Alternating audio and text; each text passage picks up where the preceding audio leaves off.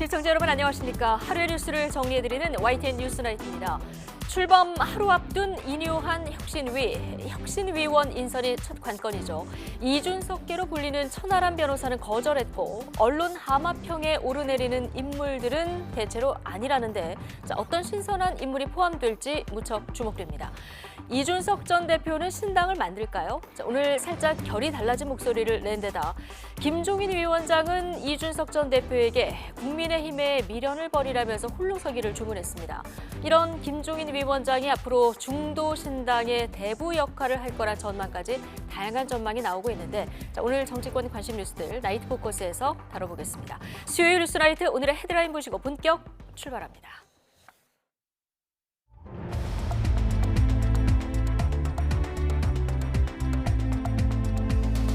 10월 25일 수요일 뉴스나이트 주요 뉴스입니다. 럼피스킨병 전국 확산 조짐에 방역당국이 백신 접종 대상을 전국으로 확대합니다. 호남에서도 확진 농가가 나온 가운데 경북 청도의 명물 소싸움이 중단됐습니다. 중동 순방 마지막 날 윤석열 대통령이 카타르 국왕과 만나 양국 관계를 포괄적 전략 동반자 관계로 격상하는 데 합의했습니다. 대통령실은 이번 순방으로 107조 원에 달하는 경제운동장이 중동 지역에서 만들어졌다고 자평했습니다. 인유한 위원장이 이끄는 국민의힘 혁신위가 내일 인선 결과를 발표합니다. 인 위원장은 첫 일정으로 5.18 민주묘지 참배를 공언하면서 거듭 통합 메시지를 강조했습니다. 이른바 강남 납치 살해 사건을 저지른 이경우, 황대한에 대해서 1심 재판부가 무기징역을 선고했습니다. 유족들은 처벌이 너무 약하다며 강하게 반발했습니다.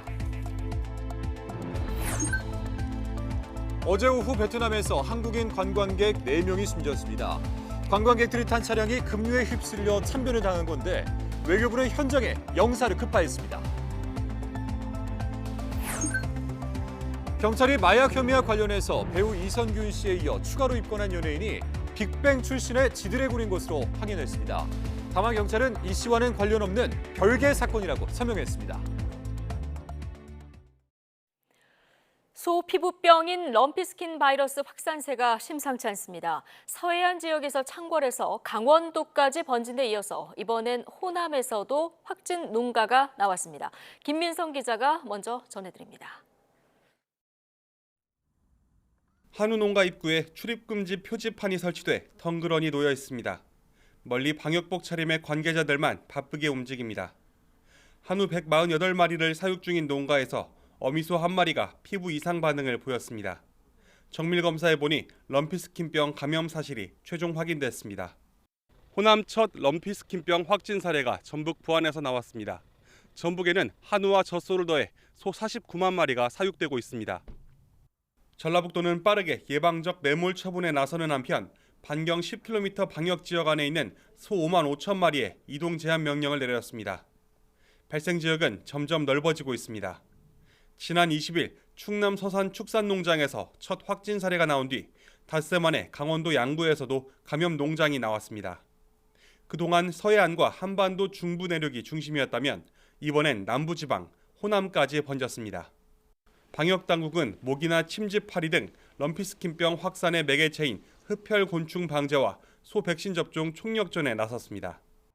질병 발생 즉시 농장 살처분, 일시 이동 중지, 긴급 소독 등 신속하게 초동 방역 조치를 실시하고 발생 농장의 방역대 내 농장에 대한 긴급 백신 접종과 다만 백신을 접종하더라도 항체 형성까지 3주 이상 걸리는 데다 바이러스 잠복기가 최대 28일로 긴 만큼 당분간 추가 확산세가 계속될 가능성이 큽니다. YTN 김민성입니다. 럼피스킨병이 국내에 첫 발생한 지 엿새째인 오늘 5건이 추가로 발생했습니다. 이로써 럼피스킨병 확진 농가는 현재까지 모두 34곳으로 늘었는데 의심 신고를 받고 현재 검사 중인 4건도 있어서 확진 사례가 추가될 가능성이 있습니다. 럼피스킨병 발생 지역이 늘어나면서 확산 조짐을 보이자 방역당국이 백신 접종 대상을 전국으로 확대하기로 했습니다. 다음 달 초까지는 백신 접종을 완료해서 하루빨리 안정화를 이끌겠다는 계획입니다. 양희력 기자입니다. 정부가 국내에 긴급 도입하기로 한 백신 물량은 400만 마리분입니다. 애초 170만 마리분을 들여와 경기와 충남권 소들을 중심으로 접종할 계획이었습니다. 그런데 럼피스킨병 발생 범위가 하루가 다르게 늘어나자 범위를 전국으로 확대한 겁니다. 우선 127만 두분은 10월 28일까지 신속 도입하고 잔여분 273만 두분은 10월 31일까지 국내에 도착할 예정입니다. 백신이 도입되는 대로 럼피스킨병이 발생한 시군과 인접지역, 이어서 나머지 시와 도에 신속하게 배분할 방침입니다. 다음 달 초까지 전국에 있는 소 농장에 백신 접종을 완료할 계획입니다. 항체가 형성되기까지 3주 정도 걸리는 점을 고려하면 늦어도 11월 중으로 안정기에 접어들 것으로 보고 있습니다. 다만 전국 소 농가의 백신 접종이 완료될 때까지는 방역의 긴장을 늦출 수 없다는 판단입니다. 전국 백신 접종이 완료되기 전까지 질병 확산을 차단하기 위해서 발생 시군 및 인접 시군, 농장의 소 이동을 제한하고 가축 분뇨의 경우에도 정밀 검사 후 음성인 경우에 한해서 이동을 허용할 계획입니다. 중수본은 럼피스킨병 조기 발견을 위해 발생 농장 주변 10km 이내의 농장에 임상검사를 이틀 안에 완료하기로 했습니다. 또 바이러스에 감염된 모기 등이 해외에서 기류나 선박에 실려 국내에 유입됐을 가능성을 열어놓고 역학조사 중입니다. 한우 고기 도매 가격이 10% 넘게 뛰는 등 심상치 않은 조짐에 대해선 단기적인 현상이라고 설명했습니다. 일시 이동 중지 탓에 소가 출하되지 못했기 때문이라며 럼피스킨병이 축산시장 전반에 미치는 영향은 제한적일 것으로 내다봤습니다. YTN 양일혁입니다. 럼피스킨병이 확산하면서 경북 청도의 명물인 소싸움 경기가 중단됐습니다. 경북은 전국에서 소 사육 두수가 가장 많은 지역인 만큼 감염병이 확산하지 않도록 안간힘을 쏟고 있습니다. 김근우 기자가 취재했습니다. 싸움 소로 붐비던 외양간은 텅 비었고 오가는 사람도 찾기 어렵습니다. 굳게 닫힌 매표소 문을 지나서 경기장 안까지 들어가 봤지만 분위기는 썰렁합니다. 바이러스성 소 피부염, 럼피스킨병이 확산하자 운영을 중단한 겁니다. 이번 주말 예정돼 있던 소싸움 경기는 물론 싸움 소들의 적응 훈련까지도 혹시 모를 감염 위험에 모두 중단됐습니다. 한 주만 쉬어도 손실이 수억 원에 달합니다. 우선 3주만 휴장하기로 했지만 감염 상황에 따라서는 더 길어질 수도 있습니다. 가축을 이제 집합시키는 그런 부분들이 좀 문제가 될 것 같고, 그래서 이게 언제까지 중단이냐라고는 저희가 정할 수가 없고, 가축 방역 지금 대책을 보고 그거에 따라서 럼피스킨병이 확산하면서 한우 82만 마리 등 소 사육 두수가 가장 많은 경북에선 그야말로 비상이 걸렸습니다.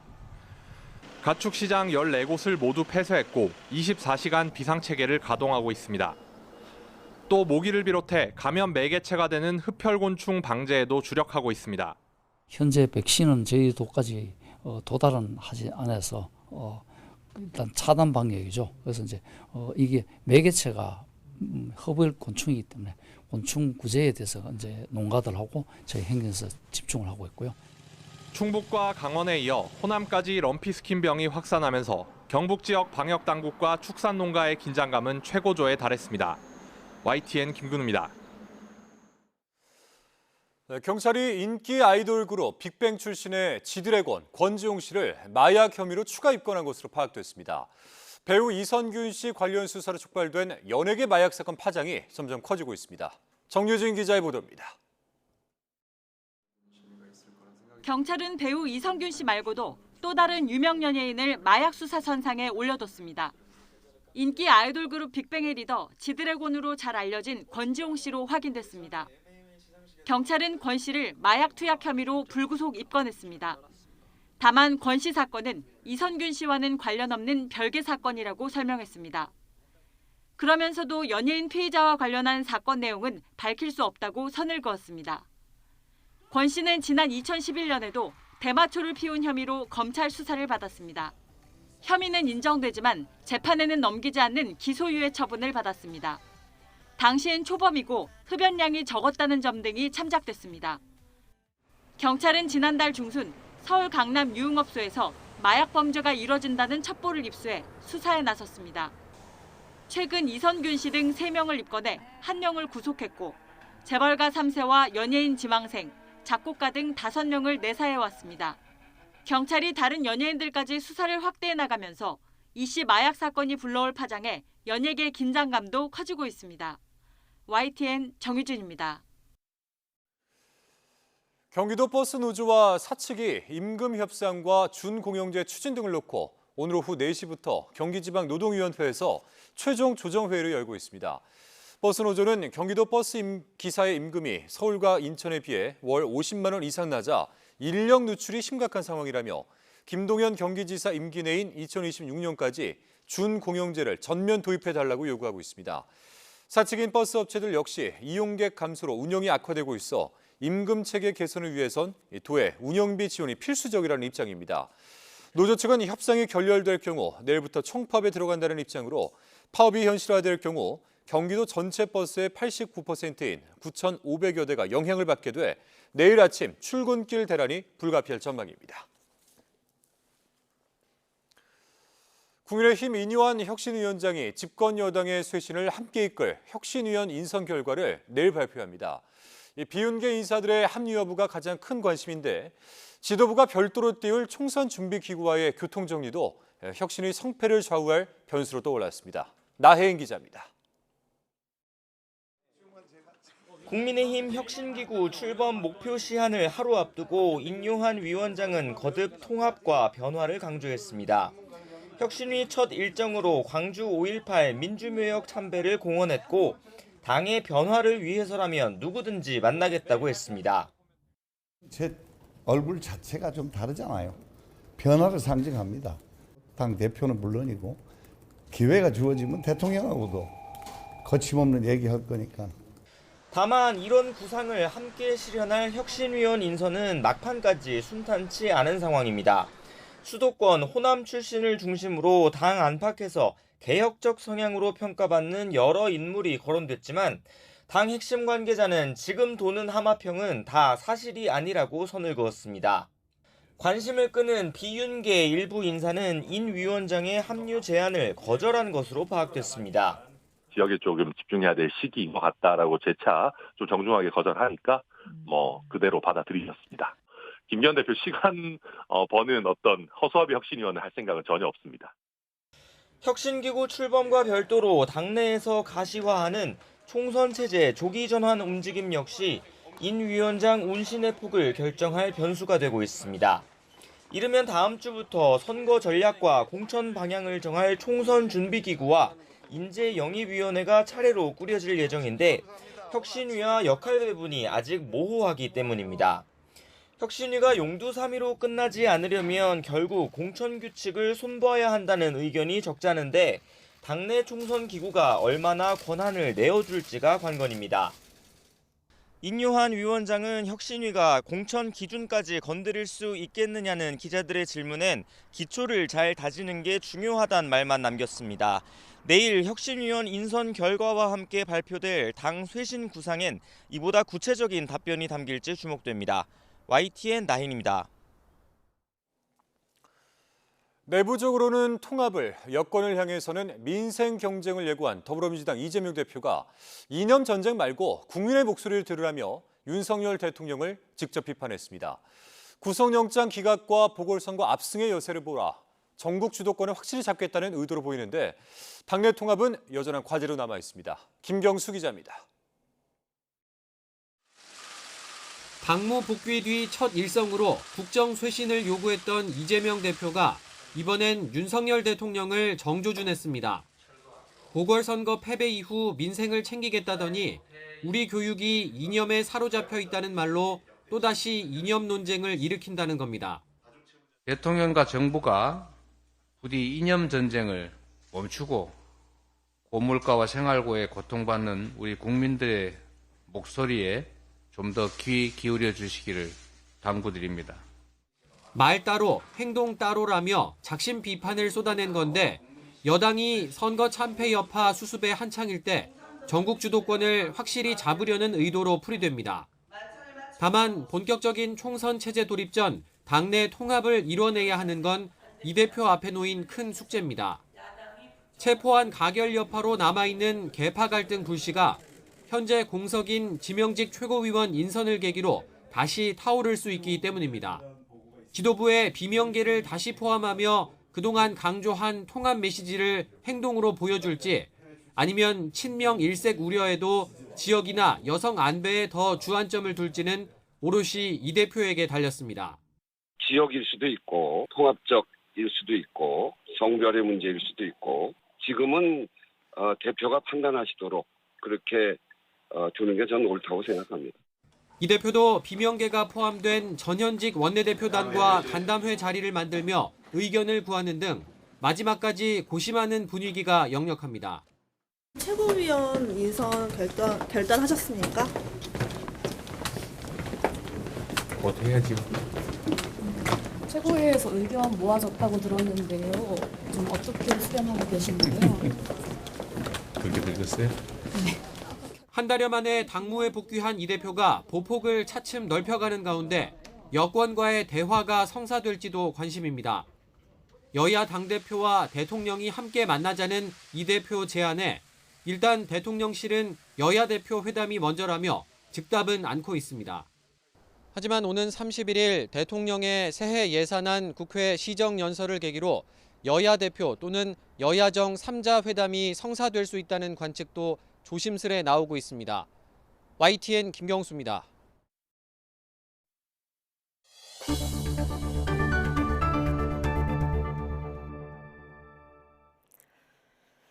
매달 출생아 수가 발표될 때마다 우리나라 저출산이 심각하다는 걸 실감하게 됩니다. 지난 8월 태어난 아기는 1년 전보다 3,000명 정도 줄어든 18,900여 명인데 8월 기준으로 15년 만에 가장 많이 줄었습니다. 이승은 기자입니다.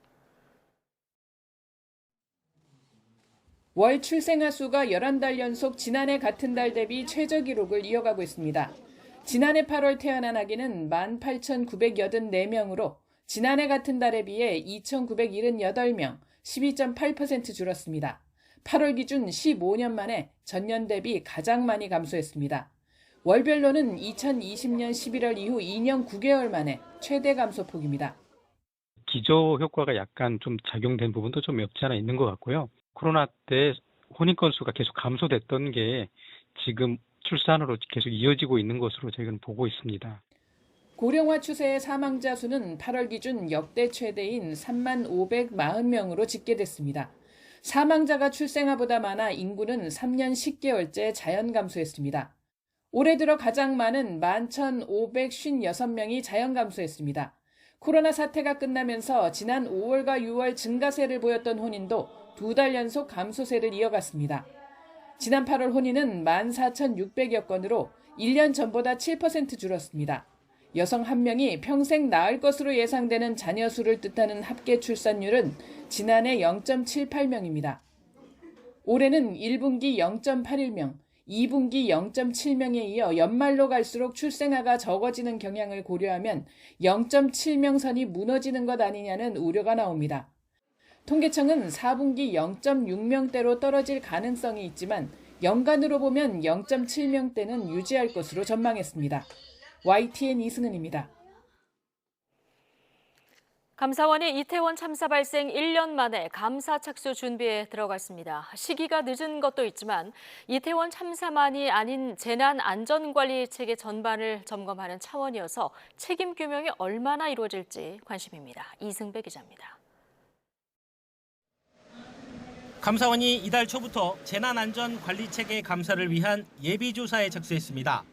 국가 재난 상황에 정부가 제대로 대응했는지 점검하는 감사인데 지난해 10월 발생한 이태원 참사도 포함됐습니다. 재난안전관리체계 이태원 참사를 포함해서 하시라도 그거를 담을 수 있는 어떤 빈 그릇을 연초 감사 계획에 저희들이 감사 계획에 넣어놨고 안 하겠다는 건 아니다. 그러니까 지금 언제 할지 때를 기다리고. 감사원 관계자는 YTN과 통화에서 현장 감사에 나서기 전에 자료 수집을 시작한 단계이며 담당 감사관들이 확인 출장에 나섰다고 설명했습니다. 대상 기관은 행정안전부와 경찰, 소방, 지방자치단체 등이 포함된 것으로 알려졌습니다. 이태원 참사가 발생한 지 1년이 지난 뒤에야 감사원이 첫 발을 뗀 셈입니다. 이태원 참사 감사는 연초부터 논란이 됐습니다. 올해 1월 연간 감사계획 의결 당시 일부 감사위원이 이태원 참사를 감사해야 한다는 의견을 냈지만 최종 감사계획엔 이태원 감사라는 명칭이 빠졌습니다. 대신 재난안전관리체계 점검이란 두루뭉술한 제목이 붙었습니다. 검찰과 경찰이 수사를 진행하고 있다는 이유로 감사가 계속 미뤄지면서 현 정부에 부담될까 봐 일부러 감사를 늦추는 게 아니냐는 비판도 나왔습니다. 감사 진행 과정상 본격적인 현장 감사는 연말쯤 시작될 것으로 보입니다. 최종 결과는 빨라야 내년 상반기쯤 나올 거란 전망이 나옵니다. 주요 사건은 1년쯤 걸리는 것을 감안하면 시기가 더 늦어질 수 있다는 분석도 있습니다. 이태원 참사 하나만 콕 집은 특정 감사가 아닌데다 참사 1주기가 다 돼서야 뒤늦게 첫 발을 뗀 감사원 감사. 얼마나 의미 있는 결과를 낼지 관심이 쏠리고 있습니다. YTN 이승배입니다. 한덕수 국무총리는 1년 전 이태원 참사에서 드러난 똑같은 실수가 반복돼선 안 된다며 국민의 온전한 일상을 지키기 위해서 정부와 지자체가 끊임없이 점검하고 대비해야 한다고 강조했습니다. 한 총리는 중앙안전관리위원 회의에서 많은 재난 상황에서 제도와 시스템을 운영하는 것은 결국 사람의 몫이라는 것을 확인할 수 있었다면서 이같이 말했습니다.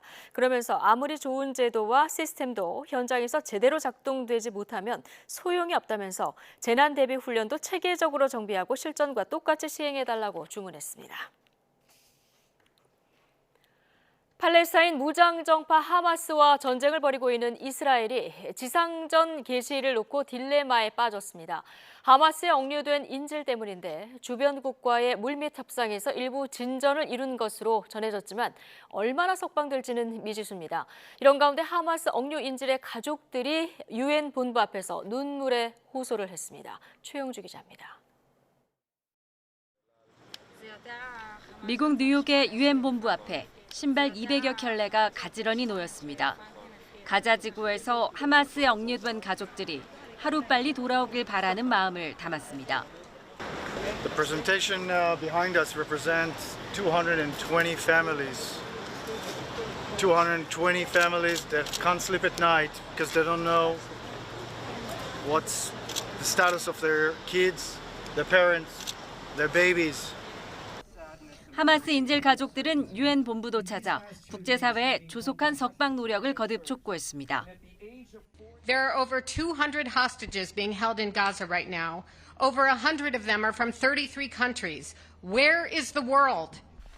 이스라엘은 이 같은 다수의 외국인을 포함한 인질 문제로 선뜻 지상전을 개시하지 못하고 있습니다. 카타르와 이집트 등 주변국들이 하마스와 대규모 인질 석방 협상을 진행 중이지만 요구 조건이 달라 난항을 겪는 것으로 알려졌습니다. 월스트리트저널은 하마스가 인질을 추가로 석방했지만 연료 공급 조건을 두고 대규모 인질 석방은 난항을 겪고 있다고 보도했습니다. 이와 관련해 카타르 총리는 인질 협상에 어느 정도 진전을 이뤘다고 말했습니다. 하지만 인질 석방과 지상군 투입 시기를 함께 고려해야 하는 이스라엘 정부는 딜레마에 빠진 양상입니다. Hamas is responsible for civilian casualties, but we will do every effort to avoid them and to fight this war as speedily and as rapidly as we can, but it could be a long war. 인질 석방을 위한 시간을 벌기 위해 미국을 비롯한 국제사회가 이스라엘의 지상전 연기를 압박하고 있는 가운데 이스라엘 내부에서도 지상 공격의 범위를 재고해야 한다는 목소리가 커지고 있다고 외신들은 전했습니다. YTN 최영주입니다. 이스라엘과 하마스 간 전쟁으로 어린이들 희생이 커지고 있습니다. 지금까지 가자지구 사망자의 40%를 차지할 정도입니다. 가자지구 내 연료도 바닥나 유엔 난민 구호 기구가 활동 중단을 예고했습니다. 이종수 기자입니다. 머리에 붕대를 감은 소년이 긴급 구조대원에 들려 서둘러 응급실로 옮겨지고 있습니다. 응급실은 심하게 다친 어린이들과 가족들로 북새통을 이루고 있습니다. 비통한 아버지가 절규합니다.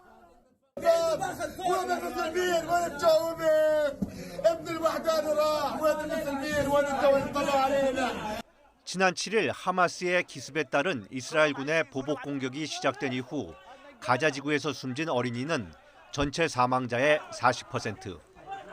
유엔 아동기금 유니세프는 가자 지구에서 매일 400명의 어린이가 죽거나 다치고 있다고 확인했습니다.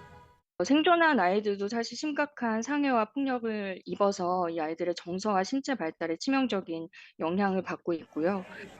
엎친 데 덮친 격으로 이스라엘 봉쇄 조치로 병원에선 물과 연료가 바닥이 났습니다.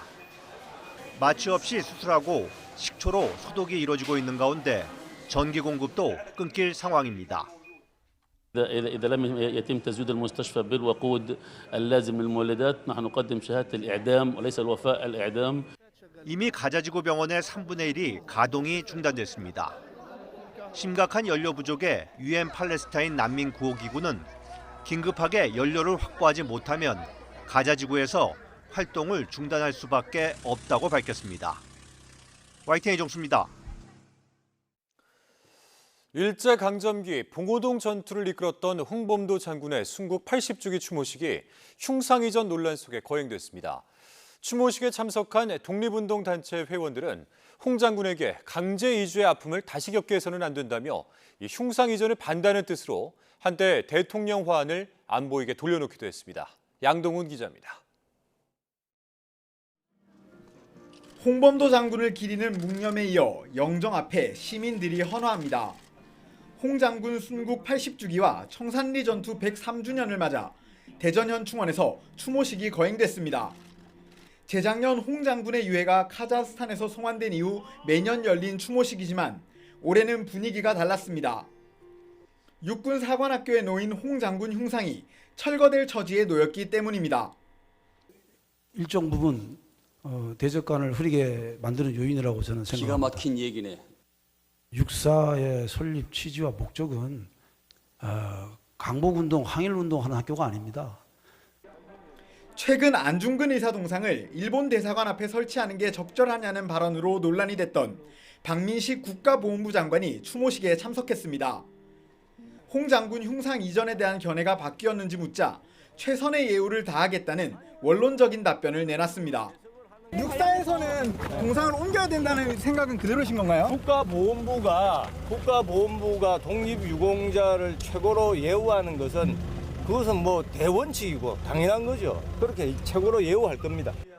독립운동 관련 단체 회원들은 추모식에 흉상 이전에 반대한다는 팻말을 들고 나왔습니다.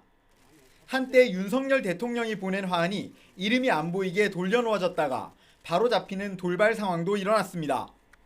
홍 장군 유해 송환에 참여했다는 고려인은 흉상 이전 추진에 안타까움을 숨기지 않았습니다. 장군님이 78년 만에 드디어 편히 쉴 수 있을 거라고 생각을 했는데 그런데 2년 만에 이런 일이 벌어지고 있는데 많은 고려인들이 너무나 속상하고 너무 안타깝게 생각하고 있습니다. 홍범도 장군 기념사업회 측도 카자흐스탄에 강제로 이주당해 힘든 삶을 산 홍 장군에게 또 강제 이주의 아픔을 겪게 해서는 안 된다고 강조했습니다. 대전현 충원 말고도 카자흐스탄 알마티 고려극장과 서울 서대문 형무소 등 8곳에 마련된 추모 공간에도 홍범도 장군을 기리는 시민들 발길이 종일 이어졌습니다. YTN 양동훈입니다. 독립운동가 홍범도 장군 순국 80주기를 맞아 민족문제연구소가 서대문 형무소 역사관 앞에서의 장소 사용 협조를 요청했지만 서대문 구청 측이 불허했던 것으로 파악됐습니다. 구청은 정치 사회적으로 민감한 사안으로 공원 이용객의 불편을 초래할 우려가 있다며 질서 유지를 위해 장소 사용을 불허한다고 공문에 명시했습니다. 그러나 민족문제연구소가 기존 계획대로 역사관 앞에 부스를 설치하면서 시민들의 추모 발길이 이어졌습니다. 경기 고양시 초등학교 담임교사가 자신이 맡은 학급의 여학생을 성추행했다는 신고가 접수돼 경찰이 긴급 체포했습니다. 해당 교사는 작년부터 담임교사로 근무했는데 교육청은 학급 학생 가운데 추가 피해자가 있는지 조사하고 있습니다. 우종훈 기자의 보도입니다. 경기 고양시에 있는 초등학교. 지난해 이 학교에 발령받아 교직 생활을 시작한 30대 남교사 A씨가 여학생들의 신체를 만지는 등 성추행했다는 의혹이 불거졌습니다. 학생에게 피해 사실을 들은 교감이 경찰에 신고했고 A씨는 학교에서 긴급 체포됐습니다. 현재까지 교육청이 파악한 피해자는 A씨가 올해 담임을 맡은 반의 여학생 8명입니다. 그러나 경기도교육청은 피해자가 더 있을 수 있다고 보고 A씨가 지난해와 올해 담임이었던 학급 학생 전체를 상대로 조사하고 있습니다. 또 13세 미만 아동에 대한 성추행 혐의로 경찰 수사를 받는 A씨를 직위 해제할 예정이라며 피해 학생들은 교내에서 심리 상담을 받을 수 있도록 지원하고 있다고 밝혔습니다.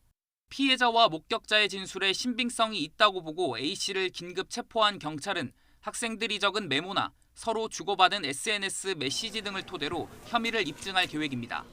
이어 A씨에 대한 구속영장도 신청할 방침입니다. YTN 우종훈입니다. 한국인 관광객들의 방문이 증가하고 있는 베트남 달랏에서 차량이 급류에 휩쓸려 우리 국민 4명이 숨지는 사고가 발생했습니다. 유족들이 오늘 현재 도착할 것으로 알려졌고 우리 외교부도 현장에 영사를 급파해 필요한 조력을 제공하고 있습니다. 조수현 기자입니다. 최근 인기 있는 관광지로 떠오른 베트남 중부 달랏의 한 계곡. SUV 차량이 찌그러진 채 흙탕물 한가운데에 있습니다. 폭우로 물이 갑자기 불어난 상태에서 이곳을 지나다 급류에 휩쓸린 겁니다. 차량을 운전하던 현지인은 목숨을 건졌지만 한국인 탑승객 4명은 모두 숨졌습니다.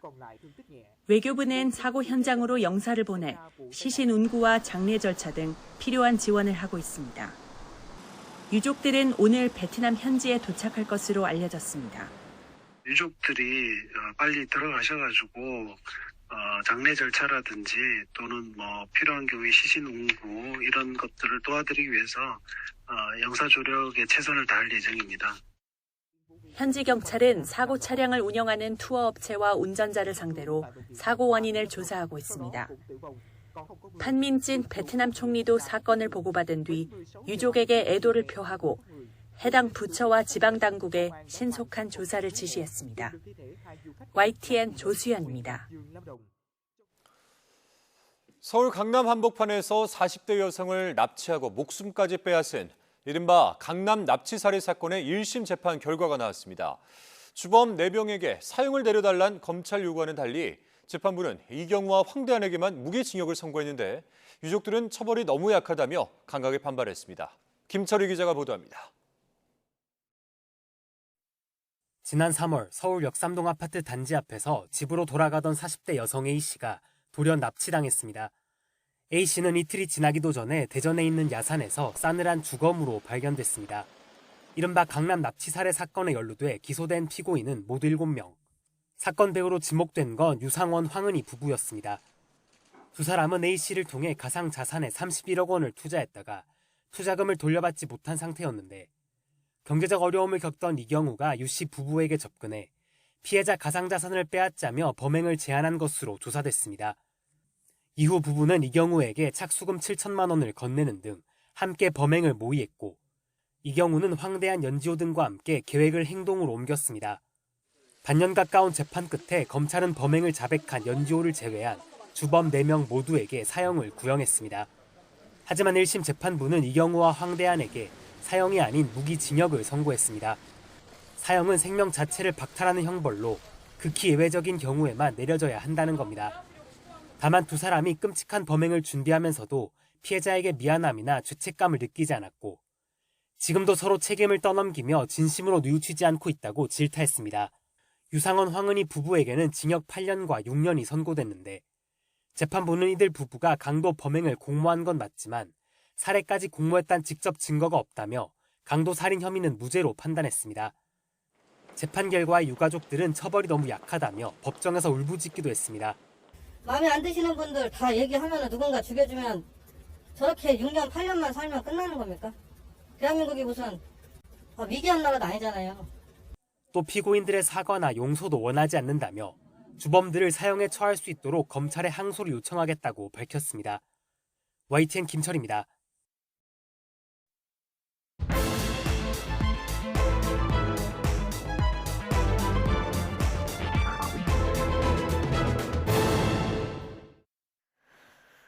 정치권 관심 뉴스들 진단해보는 나이트 포커스. 오늘은 김재섭 국민의힘 도봉갑 당협위원장 그리고 서용주 더불어민주당 상근 부대변인 두 분과 함께하겠습니다. 어서 오십시오. 네, 안녕하세요. 예, 안녕하십니까.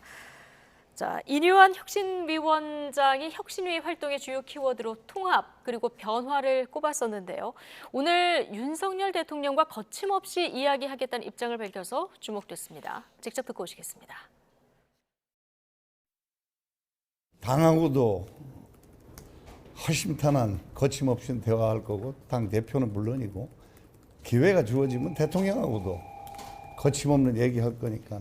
낙동강 하류는 좀 뒤로 물러나야 된다 이 말. 6.25 때 너무 소중한 일입니다. 우리를 지키는 곳입니다. 그 이후로 이제 많은 대통령들이 거기서 나오셨고 좀 더 다양성이 있어야 된다는 그런 의미에서 얘기한 거죠. 농담도 못 합니까? 다음 주 정도면은 제가 의원들이 전문가들이 정해지면은 제가 5.18에도 모시고 갈 거고 출발은 그거에 맞는 것 같아요. 자, 발언에 담긴 내용들 하나씩 좀 해석을 해볼 텐데 오늘 나는 얼굴 자체가 다르지 않느냐, 이 자체가 변화를 상징한다, 뭐 이 얘기도 했고요. 기회가 되면 대통령과 거침없이 대화도 하겠다 얘기를 했습니다. 자, 일각에서 혁신위가 대통령 향해서 좀 쓴소리를 제대로 할 수 있겠느냐 이런 우려가 나왔는데 뭐 이런 우려에 대한 어떤 반박 차원일까요?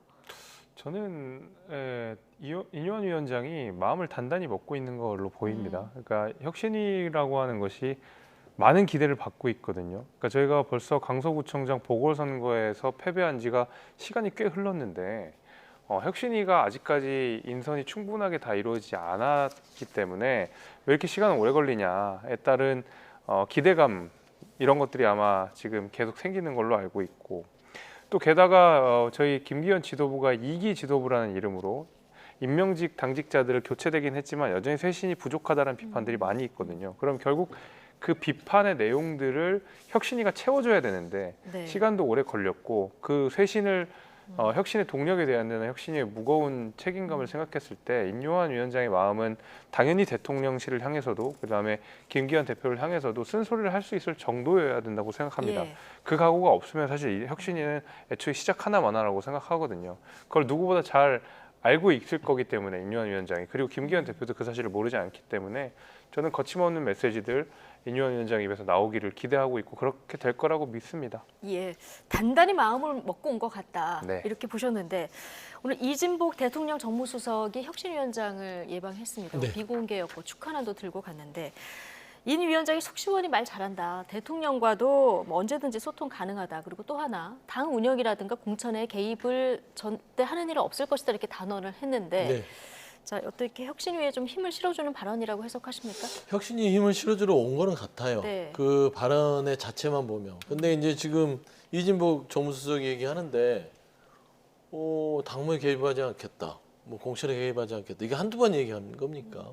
그러니까 거의 양치기 수준이에요. 양치기 소년 수준이죠. 믿지 않을 공산이 커요. 이런 발언들은. 용산에서 국민의힘의 당무에 개입을 안 했다. 최근에 강승규 시민사회 수석 녹취록이 공개됐었잖아요. 그런데 아무 조치도 하지 않았어요. 명백히 당무에 개입한 부분들이 있었음에도 불구하고 조치 안 했고, 이럴 때 이제 인유한 혁신위원장이 임명이 되고 나서 또 이진복 수석이 와서 그냥 혁신위원장으로서 당무를 잘 이끌으시고 혁신을 좀 잘해달라까지 했다면 믿었을 겁니다. 힘을 실어주는구나. 근데 뭐가 찔리는 게 있는지 공천이나 당 운영 개입에 개입하지 않겠다는 것은 그동안 해왔다는 것입니까? 예, 아니 뭐 질문이 나오니까 대답을 그러니까 그런 하는 것이죠. 예. 그러니까 그런 부분은 돌려서 얘기할 수 있는 것이고 예.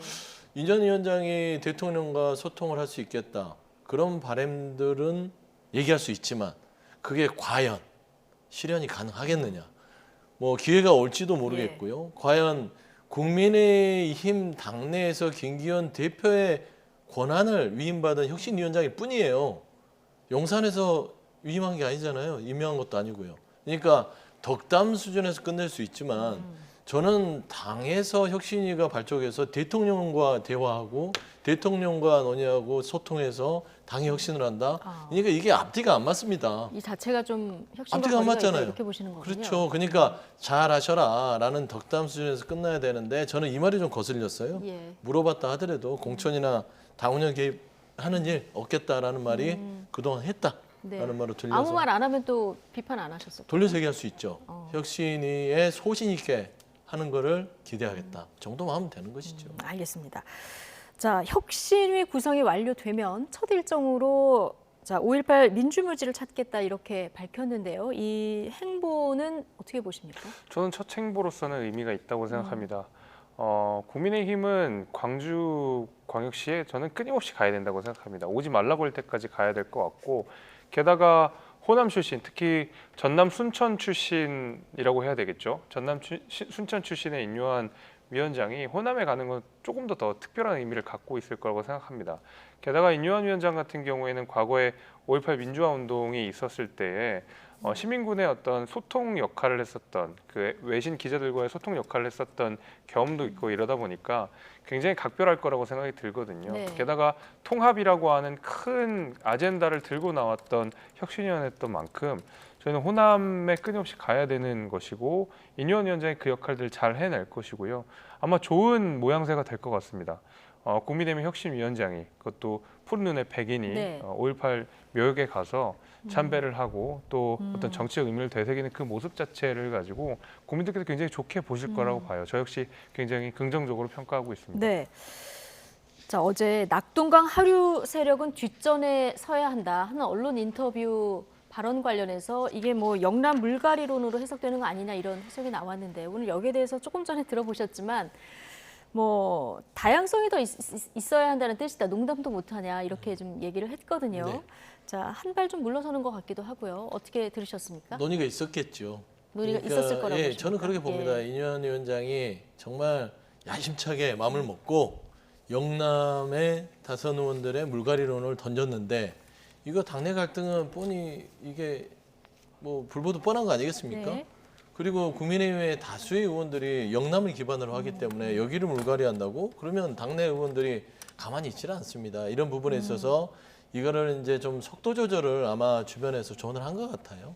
네. 그래서 혁신위원장이 물론 좀 편안하게 국민들한테 얘기를 하는 차원에서 낙동강 세력 이런 부분들, 영남 물갈이론이 농담 정도로 다시 규정한다는 거. 네. 저는 이거는 한 걸음 물러선 거라고 좀 생각이 들고요. 예. 그리고 혁신위원장이요, 국민들하고 농담하는 자리는 아닙니다.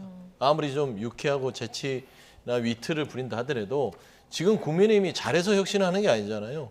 강서구청의 참패 이후에 윤석열 대통령의 국정기조가 예. 정말 오만하고 독선했기 때문에 거기에 대한 혁신들을 국민의힘을 통해서 하자는 것이지, 대통령실에 혁신위를 못 둬서 국민의힘에 대신 두는 것이에요. 그런 의미에서는 인요한 위원장의 스타일이 굉장히 편안하게 좀 뭐 어떤 뭐 미국 스타일일 수도 있지만 예. 그런 스타일로 하는 것까지 이해는 하나, 국민들이 봐서 영남 물갈이론, 낙동강 세력 뒷전 이 말들을 살짝 농담으로 뒤집는 거, 이건 진중하지 못한 모습이다 라고 저는 좀 비판을 좀 드리고 싶습니다. 예. 내일 이제 혁신이 출범이죠. 자, 통합과 변화의 메시지가 이 혁신위원 구성에 어떻게 담길지 이것도 주목해 볼 포인트인데요. 비윤계 인사가 포함될지도 관심이죠. 자, 인 위원장의 합류 제안을 거절한 인사가 그런데 있었습니다. 천하람 순천갑 당협위원장 발언 듣고 오시겠습니다. 바로 직전 혁신위를 했었고 직업 혁신위원도 아니고 계속해서 연달아하는 거는 좀 맞지 않다. 김기현 대표 사퇴하라라고 할 정도의 혁신안이 안 나오면 이 혁신위가 그렇게 큰 의미가 없다고 생각합니다. 제가 들어가서 김기현 대표 뭐 그냥 시간벌이하는 뭐 허수아비 혁신위원 같이 활동하게 될 위험성이 있는데, 저는 뭐 김기현 대표 시간 버는 어떤 허수아비 혁신위원을 할 생각은 전혀 없습니다. 네, 허수아비할 생각은 전혀 없다. 합류 제안을 거부했는데, 자, 인요한 위원장이 난 순천 촌놈이다 스스로 이렇게 칭하지 않습니까? 순천 당협위원장에게 지금 SOS를 친 건데 거절을 당했어요. 저는 근데 천하람 위원장이 예. 저 혁신위원회 안 들어가는 게 더 저는 개인적으로 좋다고 봐요. 그러니까 어디에 저 천하람 위원장에게 좋다는 겁니까? 국민의힘 혁신위에 좋다는 겁니까? 둘 다에게 좋다고 다? 봐요. 예. 왜 그러냐면 천하람 위원장이 인터뷰 내용에서 잘 얘기했지만은 그 본인 스스로가 바로 직전에 있었던 혁신위원회 위원이었는데 또다시 혁신위원회에 들어간다는 게 저는 좀 일단 잘 맞지 않는 내용인 것 같고, 두 번째로는 천하람이라는 사람은 너무 혁신위원회에 너무 잘 어울리는 사람이기 때문에 오히려 그것 때문에 저는 더 안 된다고 보거든요. 이번 혁신위원회는 앞서서 저희가 많이 논의를 했지만은 굉장히 중요한 혁신위원회입니다. 굉장히 중요하고 당의 어떤 운명을 가로짓는, 그다음에 김기현 지도부에게 얼마큼 힘이 실어질지를 결정짓는 굉장히 중요한 위원회라고 생각해야 되는데, 그럴수록 정말 의외의 인사, 깜짝 인사들이 등장해야 될 것 같거든요. 저는 대번에 혁신위원회 띄운다고 했을 때 머릿속에 천하람이 금방 떠올랐습니다. 그렇다 그러면 대다수의 국민들도, 그다음에 국민의힘 당원분들도 천하람이라는 사람이 혁신위원으로 왔을 때는 감동이 없을 거라는 거거든요. 너무 당연한 인사가 그대로 들어왔다고 생각했을 거기 때문에 저는 그런 의미에서 천하람 위원장 스스로도 본인이 혁신위원회를 했었고 그랬었던 만큼 다시 한번 혁신위원회를 할 필요는 없다 굳이라는 생각이 들고, 마찬가지로 혁신위원회에 있어서도 천하람을 훨씬 초월하는 뛰어나고 참신한 인사들을 해야 될 의무가 있다. 그래야 국민들께 감동 줄 수 있고 힘 받을 수 있다. 이렇게 생각하기 때문에 오히려 저는 위원회도 그렇고 천하람 위원장도 그렇고 오히려 합류를 안 한 것이 더 긍정적인 결과를 낳을 것이다 이렇게 생각합니다. 근데 천하람을 훨씬 뛰어넘는 인물이다. 그러면 어떤 인물들을 우리가 생각할 수 있을까요? 일단 너무 정치권 안에서만 찾진 않았으면 좋겠습니다. 이미 인요한 위원장이 정치권 바깥의 인물이고 어떤 당의 문제점이라고 해야 될까요? 그다음에 당의 역학관계에 구애받지 않는 제3자들이 와서 당의 어떤 혁신을 손질하는 방식이 저는 오히려 더 객관적이고 좋다고 보거든요. 예를 들면 차기 총선 출마 여부가 결정지어지는 사람이거나 아니면 당내 다양한 역학구도 안에 있는 사람들은 아무래도 운신의 폭이 저는 좁을 것 같습니다. 그래서 당 밖의 인사들 가운데서 인요한 위원장이 말씀하신 대로 청년이나 여성 이런 분들 적극적으로 모셔오는 역할들이 그런 일들이 분명히 있어야 된다고 저는 생각합니다. 알겠습니다. 네, 뭐 각종 언론의 혁신위원들 하마평들이 좀 나왔는데요. 뭐 오늘 당내에서 지금 언론에 거론된 분들은 거의 아니다 이런 입장도 좀 나왔고, 김경률 회계사 얘기도 나왔는데 본인이 연락받은 바 없다 이렇게 부인을 했고, 자, 혁신위원 지금 천하람 순천갑 당협위원장을 뛰어넘는 인선이 있어야 감동적일 것이다라는 얘기를 해주셨는데 이렇게 구해올 수 있을까요? 쉽지 않겠죠. 태생 자체, 그러니까 이제 구조죠. 구조 역학 자체가 김기현 2기 체제잖아요. 그러니까 김기현 대표가 사퇴를 하고 나서 어떤 다른 비대위 체제에서 혁신위를 했거나 아니면 비대위형 혁신위를 했다면 훨씬 더 혁신위원을 구하기가 쉬웠을 거예요. 근데 한계가 있는 겁니다. 김기현 2기 체제의 태생적 한계에서 오는 그런 어떤 여러 가지의 고민들, 내가 가서 들러리를 하는 거 아니야? 라는 생각들을 많이 할 겁니다. 그러니까 천하람 위원장 같은 경우 뭐 천하람 위원장보다 뛰어난 사람 뭐 지금 김재섭 위원장도 앞에 있고요. 그런 측면에서는 가서 혁신위원을 정말 이 김기현 체제가 아니라 다른 새롭게 정말 환골탈태하는 의미로 국민의힘이 혁신하겠다 했었으면 누구든 다 뛰어들었을 겁니다. 근데 그런 의미에서는 지금 저는 인요한 위원장의 어떤 인선의 그 구조를 마지막에 다 못 채우는 혁신위원들이 이렇게 구성이 된다면 김기현 2기 체제는 혁신위가 그냥 이미지로만 끝나는 거죠. 그러니까 먹을 거 없는 소문난 잔치가 될 수 있다. 그러니까 인요한 위원장까지는 누구도 다 인정할 수 있는 잘했네 아니면 기대할 만한데 라고 하는데 혁신위원들이요. 김기현 체제의 한계에서 들어와서 일을 하려고 하지 않을 거예요. 그래서 저는 발표를 하더라도 전국에는 지금 뭐 김경률 회계사도 있고 나머지 언론에 하마평에 올랐던 분들은 결국에는 여당 내에 당내에 쓴소리를 한 사람을 데려놔야 되거든요. 지금은 국민의힘 혁신하는 거예요. 근데 야당과 각을 세우고 야당을 비판하는 사람들을 혁신위원으로 데려와봤자 그건 혁신이 되지 않습니다. 야당과 싸우자고 혁신하는 거 아니잖아요. 그래서 그런 의미에서는 내일이나 모레쯤 뭐 발표될 혁신위원회의 명단들은 조금 인요한 위원장의 어떤 명성과는 조금 떨어지는 위원들로 급조될 공산이 크다라고 저는 좀 추측을 하고 있습니다. 있는 것 같다 이렇게 보셨는데. 그게 이제 김기현 2기 체제의 한계다. 저는 그렇게 평가를 합니다. 김재섭 당협위원장 같은 분 얘기했는데 혹시 연락 못 받으셨습니까? 저는 연락 못 받았습니다. 연락이 온다면 어떻게 하시겠습니까? 글쎄요, 뭐 고민을 해봐야 될 것 같습니다. 아직까지 뭐 연락 온 건 아니어서요. 자, 어쨌든 여당이 이게 혁신위에 지금 사활을 걸고 있는 이런 모습인 건 내년 총선 때문 아니겠습니까? 자, YTN이 엠브레인 퍼블릭에 의뢰해서 22일부터 이틀 동안 여론조사를 좀 돌려봤는데요. 다양한 항목으로 해봤는데 이 항목을 좀 보겠습니다. 자, 국민의힘 당직 개편에 대한 인식을 국민들한테 여쭤봤는데요. 자, 쇄신 노력으로서 부족하다가 64.3%, 쇄신 노력으로 이 정도면 적절하다 이렇게 보시는 국민이 19.4%입니다. 물론 이게 22일, 23일 이렇게 여론조사가 됐기 때문에 인유한 위원장이 혁신위원장으로 온 게 이게 온전히 반영됐다고 볼 수는 없습니다만 어쨌든 수치차가 굉장히 크거든요.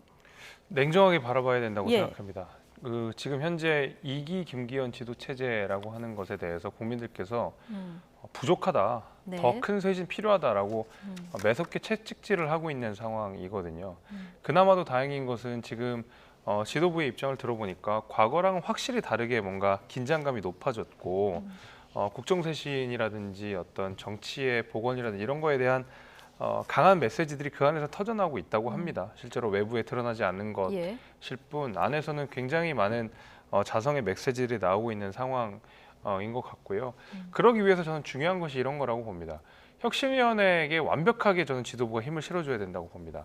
지금 60%가 넘는 국민들께서 이번 쇄신이 충분하지 않다라고 지적하고 계시는 거거든요. 그런데 지금 이 상황 속에서 혁신위원회가 과연 지도부의 거취를 결정하는 그런 센 메시지를 낸다든지 아니면 공천과 관련된 메시지를 아주 적극적으로 낸다든지 했을 때 지도부가 여기에 대해서 반박을 하거나 내지는 미온적인 태도를 보이게 되면 오히려 국민들께서 지적하시는 것처럼 쇄신 부족하다, 혁신이 뭐하러 뛰었냐라는 비판 바로 나올 거라고 저는 생각하거든요. 네. 아쉬운 것은 어제자였나요? 동아일보 기사에 이런 내용들이 있더라고요. 혁신위원회가 공천 관련된 이야기를 하니까 지도부가 거기에 약간 불편한 기색을 내세우면서 인재 영입은 우리의 몫이다라고 해서 어느 정도 혁신위와 기싸움을 하는 듯한 모양을 연출했거든요. 저는 네. 실제로는 그렇진 않았을 거라고 보지만은 이런 기사가 나가는 것 자체가 저는 부적절하다고 봅니다. 지도부가 온전하게 혁신위원한테 힘을 실어줘야지만이 60%가 넘는 부정 여론을 잠재울 수 있다고 보고 저는 쇄신의 노력이 뭐 지도부 차원에서도 그냥 혁신 차원에서도 아주 가열차게 이루어져야 된다고 봅니다. 네. 자, 여론을 좀 심각하게 받아들이고 혁신위에 정말 제대로 힘을 실어줘야 된다 의견이신데요.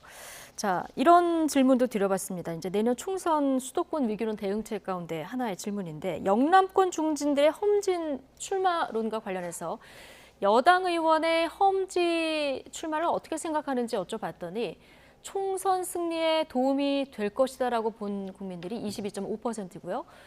총선 승리에 도움이 안 될 것이다라고 본 국민이 59%, 10명 중 6명은 이렇게 보시는 겁니다. 이건 어떤 이유라고 봐야 될까요? 그러니까 이런 여론조사의 결과들을 잘 봐야 돼요. 그러니까 왜 혁신위까지 오게 됐는지 원인을 알아야 되는데 원인 분석이 잘못된 거예요. 그러니까 지금 영남권, 그러니까 영남권 의원들을 수도권으로 차출해서 험지 출마시킨다라는 게 왜 문제 해결이 안 되냐면 이 혁신위가 들어왔던 강서구청 보궐선거의 참패입니다. 네. 참패의 원인은요. 국민의힘이 자율성을 가지지 못하고 용산 윤석열 대통령의 지배하에서 김태호 후보라는 잘못된 공천을 했어요.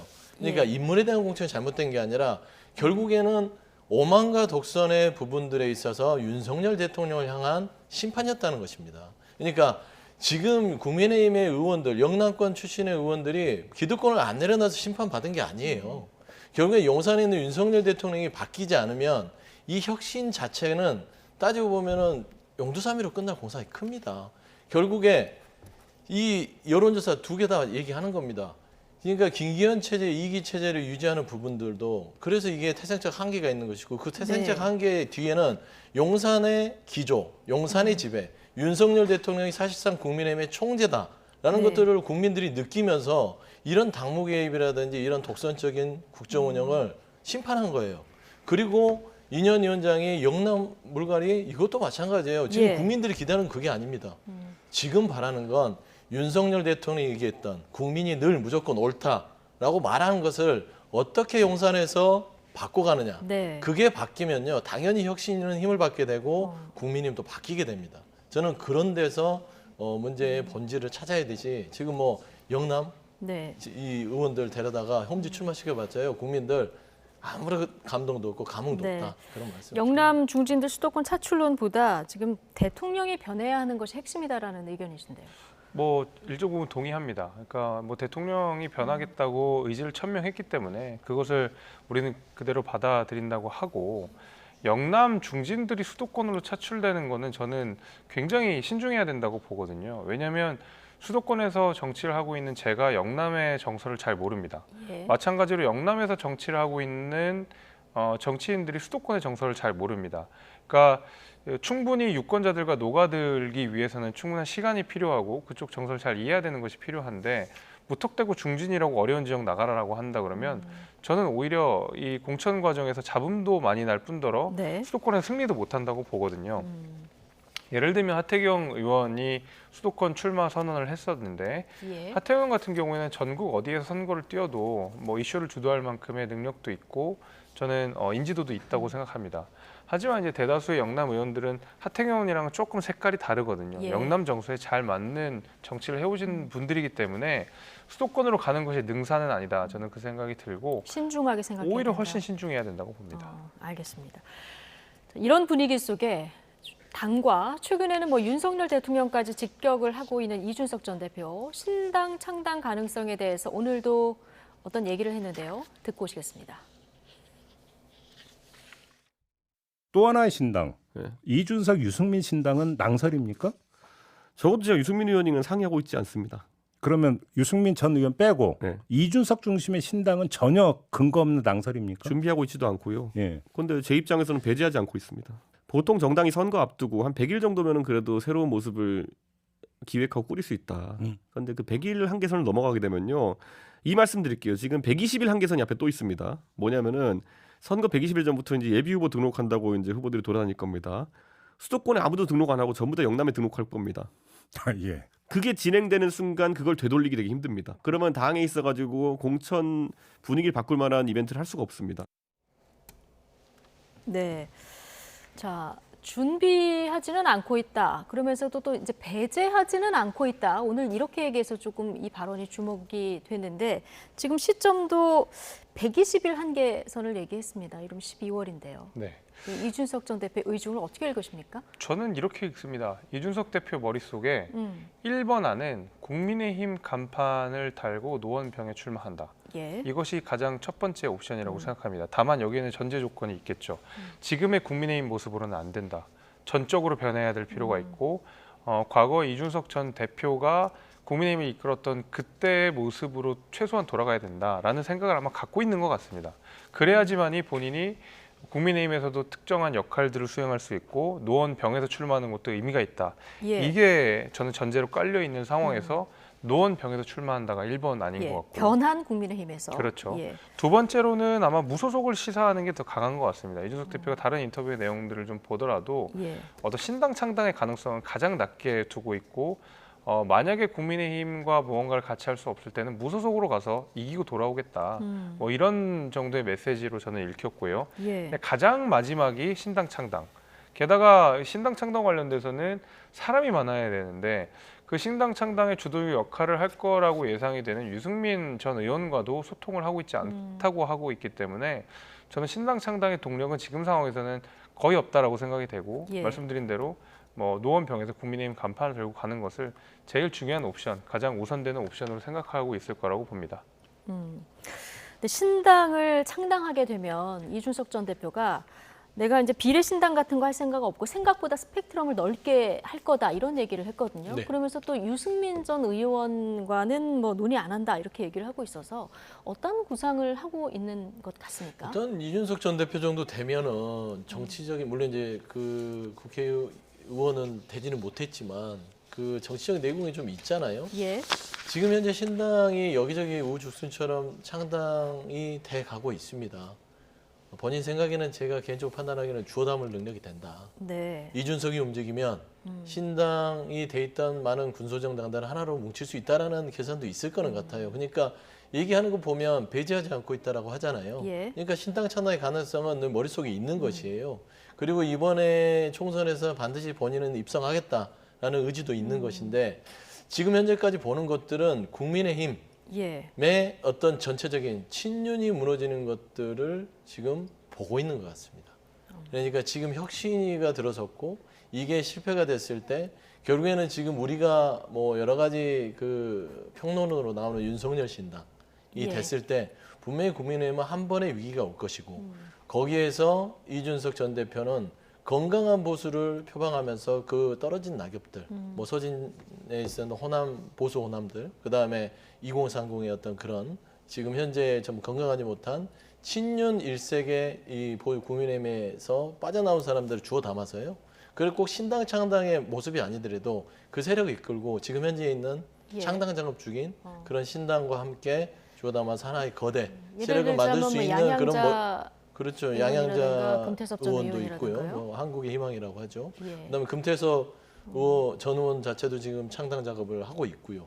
그다음에 최근에 뭐 이제 신인규 전 상금 부대변인이죠. 그 정바세라고 해서 정당 바르게 세우기 하는 그 분도 오늘인가 탈당을 한 걸로 알고 있어요. 그러면 그런 신당 창당 작업들이 그 주변에서 있기 때문에 굳이 이준석 전 대표가 창당을 위해서 노력하기보다는 본인의 몸이 움직이면서 나머지를 다 주담을 수 있다라는 계산이 있지 않을까라는 차원이라서 저는 이준석 전 대표의 전체적인 구상은 유승민 의원하고 얘기는 안 할 것 같아요. 유승민 의원은 대권 주자로서 늘 염두에 둔다고 생각했을 때는 거기는 활용할 카드인 것이고 나머지는 120일, 100일 이 한계를 두고 국민의힘의 변화된 모습들을 지금 지켜보고 있다라고 판단하는 게 맞을 것 같습니다. 오늘 뭐 신당 창당설이 이렇게 다시 수면 위로 떠오른 게 지금 말씀하셨듯이 이준석 키즈라고 불리죠. 신인규 변호사가 자 오늘 탈당을 선언했고요. 그리고 앞서 이제 짚어봤지만 천하람 순천갑 당협위원장도 오늘 혁신위원 합류를 거부했단 말이죠.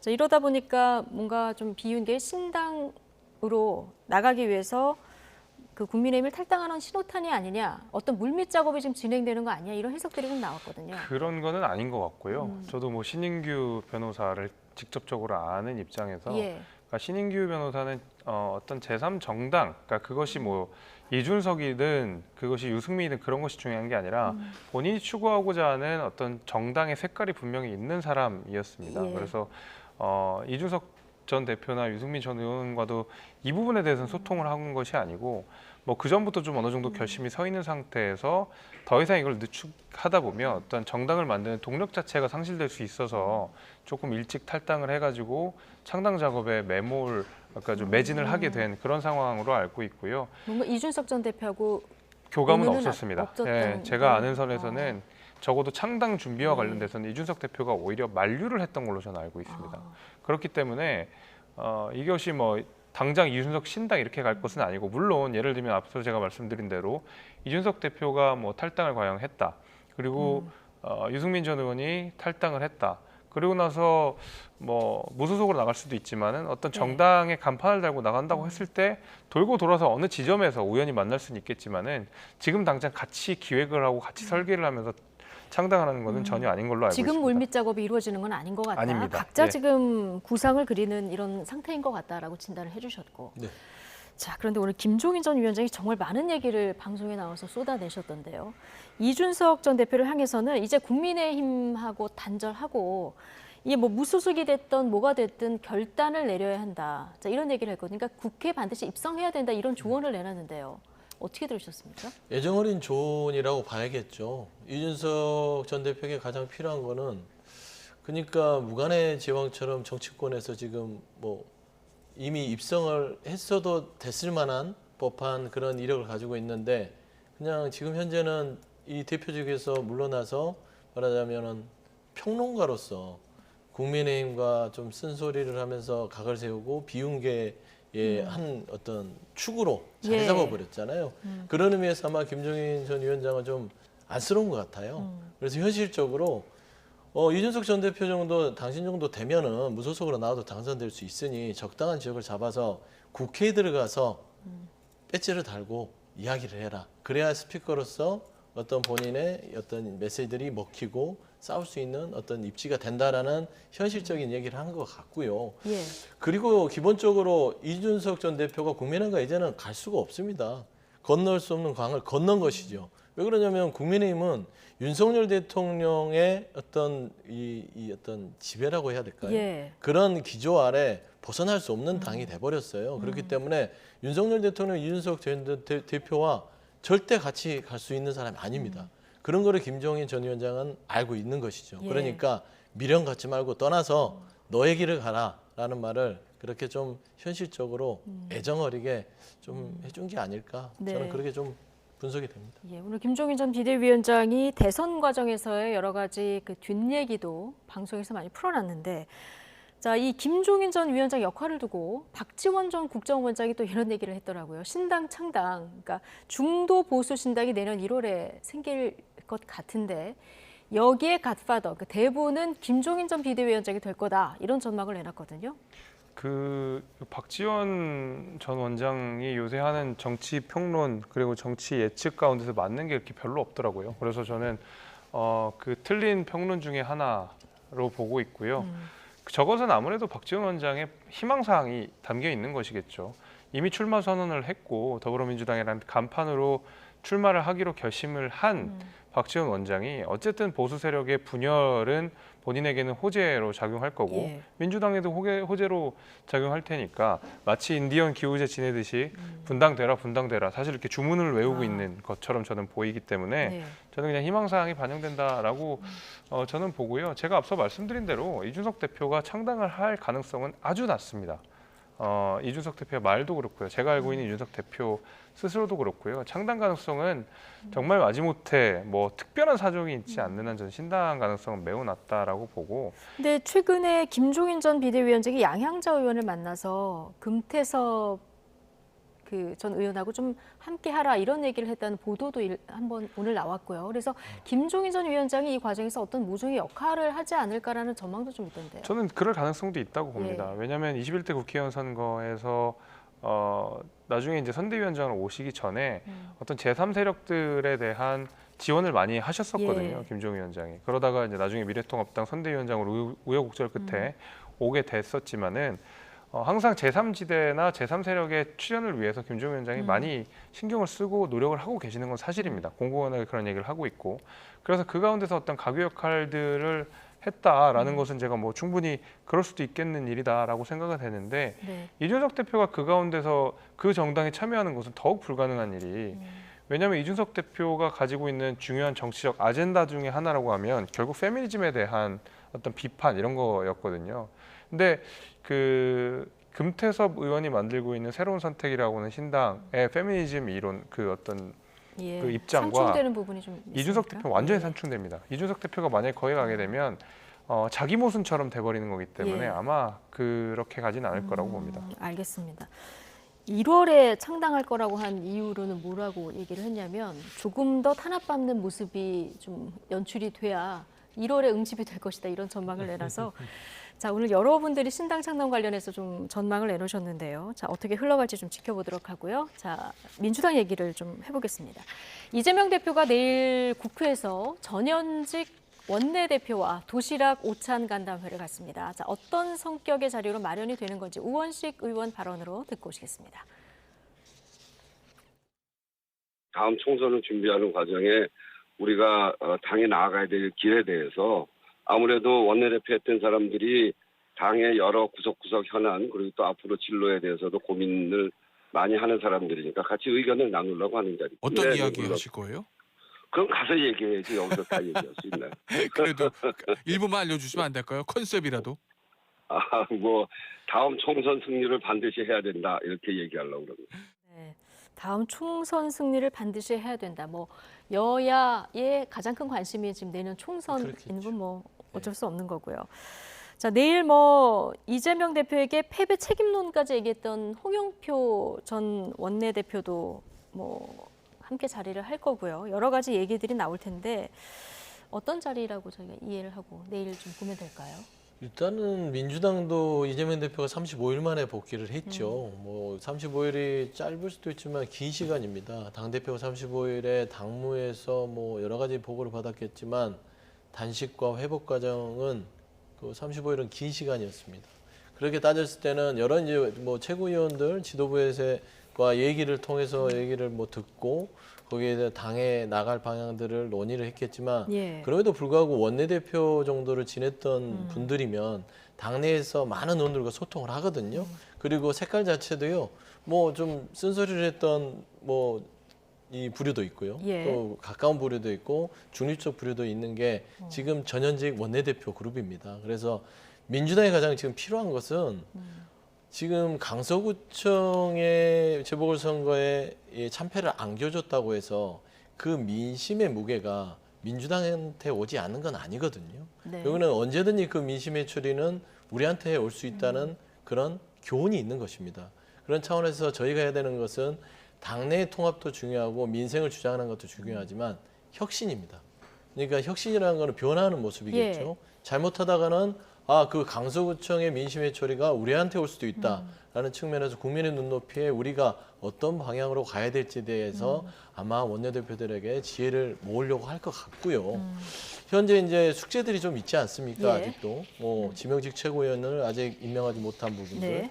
그다음에 우리가 지금 민생과 통합에 대해서는 얘기는 하지만 혁신안에 대해서 어떤 네. 드라이브를 못 걸기 때문에 저는 예. 그 부분에 대해서 내일 원내대표들과 좀 결론을 좀 지혜를 모으는 자리를 마련한 것 같습니다. 혁신안을 비롯해서 여러 가지 좀 숙제들이 있어서 여기에 그것 대해서 때문에 의견을 모을 것이다 얘기했는데 또 하나 숙제가 지금 가결파 징계 문제 이재명 대표가 먼저 통합해야 된다 목소리 연일 내고 있습니다만 좀 국민들이 보시기에는 잠복해 있는 것 같기도 합니다. 왜냐하면 친명계 지도부가 좀 아직도 여전히 이거는 뭐 언젠가는 해야 될 일 이런 발언들도 나오고 있고 또 강성 당원들, 지지자들의 어떤 집단 행동도 계속되는 상황이라서요. 이건 이재명 대표가 어떤 리더십을 발휘할 거라고 보십니까? 아무 리더십을 발휘하지 않을 거로 예상됩니다. 왜냐하면 이 강성 팬덤들에 대한 문제가 하루 이틀 된 문제는 아닙니다. 지난 네. 대선 때 그리고 조금 더 거슬러 올라가서 대선 경선 때 이낙연 당시 후보와 이재명 후보가 경쟁하는 가운데서 우리 안의 수박 기득권자들이라는 표현을 쓰면서 수박 논쟁을 부추긴 장본인이 다름 아닌 이재명 대표 그 자신입니다. 그 이후에 수박 논쟁이 또 일파만파로 번지면서 어떤 사람이 수박이냐, 이 소위 말하는 개딸들의 색출 작업들이 계속 이어져 있었는데 그 가운데서 이재명 대표는 이렇다 할 만류를 하지 않았어요. 사실상 거의 방관을 했다 할 정도로 이 당내 극성 팬덤들의 어떤 좌표찍기라든지 정치적 공격들에 대해서 거의 방관하는 수준으로 그냥 가만히 계셨거든요. 네. 이번에도 마찬가지라고 봅니다. 그것이 이재명 대표의 기득권을 강화하는 방식으로 당내 입지를 강화하는 방식으로 계속 사용되어 왔기 때문에 앞으로도 저는 그렇게 될 거라고 보거든요. 정확하게 저는 정청래 의원이 그래서 이재명 대표가 하고 싶은 말을 실제로 해주고 있다고 생각합니다. 그래서 정청래 의원은 가결파들을 색출하고 수박을 공격하는 데 앞정을 쓰고 이재명 대표는 오히려 굉장히 밍숭맹숭한 통합이라는 메시지를 내면서 실제로 하고 싶은 일들은 이 정청래 의원을 통해서 차도살이라는 방식으로 할 거고 역할을 분담하고 있다 이렇게 저는 보시는 그렇게 건데요. 봅니다. 예, 내일 원내대표 회동에서 어떤 얘기들이 오는지 좀 지켜보도록 하고요. 자, 총선 앞두고 전직 대통령 행보들도 좀 관심을 받고 있습니다. 오늘 이명박 전 대통령이 5월에 청계천 방문했는데 오늘 4대강 방문을 했고요. 박근혜 전 대통령은 내일 박정희 전 대통령 추도식에 참석한다는 소식이 또 전해졌습니다. 좀 최근에 보수 심장인 TK 여론도 심상치 않지 않습니까? 이 두 전직 대통령이 이렇게 뭔가 대외 행보를 하는 것들이 총선 앞두고 어떤 변수가 될 수 있을까요? 저는 큰 변수는 안 될 거라고 봅니다. 왜냐하면 박근혜 전 대통령이 대구 사저로 간 이후에 지난 지방선거 때 일이었는데 그 유영아 후보를 지원을 했습니다. 예. 그래서 지원하는 영상까지 만들어서 배포를 했습니다마는 결국에 최종 후보의 유영아 변호사는 뭐 최종 당선이 되지 않았거든요. 그 얘기 뭐냐면 박근혜 전 대통령, 소위 말하는 선거의 여왕이라고 불렸던 박근혜 전 대통령도 전직 대통령으로서 예우를 할 수 있는 것뿐이지 우리가 어떤 정치적 영향력을 가지고 뭐 영향력을 행사하거나 이러지는 않는 꼭 그럴 수도 없는 상황이 됐다라는 네. 이야기인 것이거든요. 저는 그런 의미에서 대통령들께서 어떤 뭐 당연히 박정희 대통령은 박근혜 대통령의 아버지이기 때문에 추도식 가는 게 전혀 이상하지 않은 것이고 이명박 대통령도 본인의 업적이었던 네. 그러나 오해가 많았던 그 업적에 대해서 예. 그냥 그 어떤 산책 정도의 의미, 그다음에 그 자신의 업적들을 한번 회상하는 정도의 의미 정도로 보지 네. 이것이 어떤 정치적으로 유의미한 영향력을 행사할 거라고 보지는 않습니다. 예. 자, 중동 순방 마치고 귀국하는 윤석열 대통령과 내일 만남이 성사될지 이 부분도 좀 지켜봐야 될 것 같고요. 문재인 전 대통령도 현재 정부의 여러 가지 정책들을 비판하면서 지금 목소리를 내고 있는 상황이거든요. 자, 총선 가까워질수록 이 목소리가 커질까요? 어떻게 전망하십니까? 뭐 가까워질수록 커지는 건 아니고 낼 때 네. 내실 거는 같아요. 왜냐하면 지금 현재 문재인 전 대통령이 총선을 앞두고 뭐 개입을 한다거나 거기에 대해서 발언을 통해서 뭐 정부를 비판한다. 원래 안 건드렸으면 안 했을 거예요. 조용히 지냈을 텐데 윤석열 정부 1년 6개월 동안 문재인 전 대통령 가만뒀습니까? 그리고 그동안 했던 모든 정책을 다 뒤집어서 전 정권 탓을 하니 전 정권의 대통령으로서 얘기를 해야죠. 근데 최근에 안 건드니까 얘기 안 하시잖아요. 그런 겁니다. 그러니까 이명박 전 대통령이나 박근혜 전 대통령과는 다른 분석을 하셔야 될 것 같아요. 네. 이명박 전 대통령에 대해서는 제가 한 말씀 드려야 되는데 염치가 있다면 나오시면 안 돼요. 이분은 사면이 됐지만 명백하게 130억의 뇌물수수 혐의, 배임 혐의 이런 부분들이 있는데 4대강 부분도 그렇습니다. 이게 마치 치적인 양 거기를 간다. 이건 국민들한테 할 일은 아니다라는 측면에서 이거는 총선 개입이 아니라 국민에 대한 최소한의 도리는 지켜야 된다라고 좀 비판을 아니할 수 없습니다. 예, 전직 대통령들 행보와 관련한 분석까지 들어봤습니다. 김재석 국민의힘 도봉갑 당협위원장 그리고 서용주 더불어민주당 상근부대변인 오늘 두 분과 함께했습니다. 고맙습니다. 감사합니다.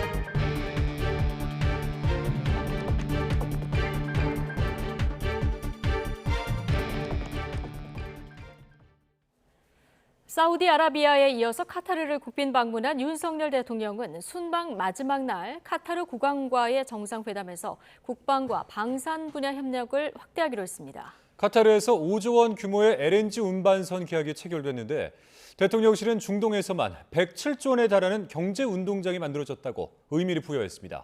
카타르 도하에서 박소정 기자입니다. 카타르 아미리 디완궁. 기마 부대와 낙타 부대의 호위와 의장대 사열로 공식 환영식이 열렸습니다.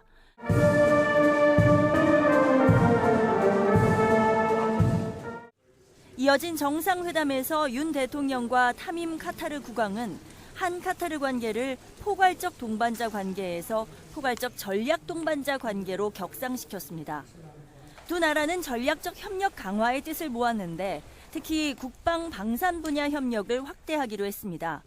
대통령실은 방산 계약이 성사 단계에 이른 사우디와는 달리 카타르와는 체계적인 논의를 시작하는 단계라고 밝혔습니다. 회담에서 이스라엘 팔레스타인 사태를 포함한 중동 정세도 논의했습니다.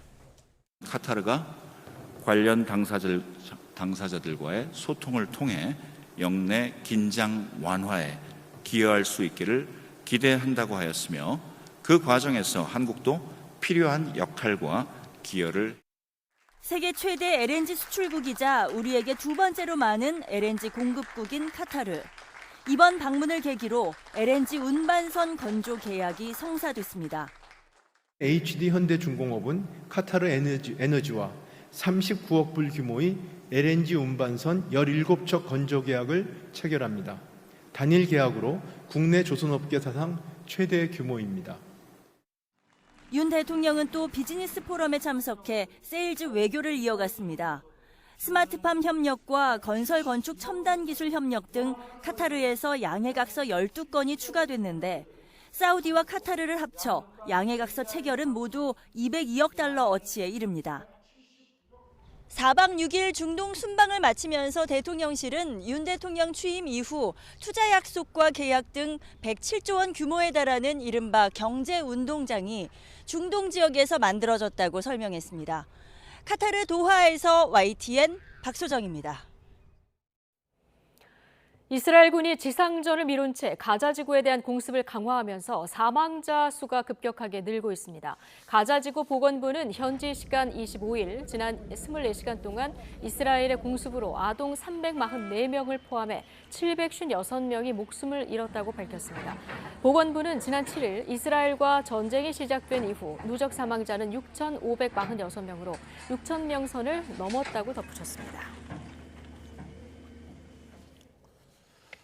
팔레스타인 무장정파 하마스에 억류된 200여 명의 인질 석방을 위한 협상이 현재 진행 중인 가운데 중재 역을 맡은 카타르의 총리가 협상에 일부 진전이 있다고 밝혔습니다. 카타르 총리는 현지 시간 25일 자국을 방문한 튀르키예 외무장관과 공동 기자회견에서 이같이 말했습니다. 그는 이어 조만간 협상에서 돌파구가 열리기를 기대한다고 덧붙였습니다.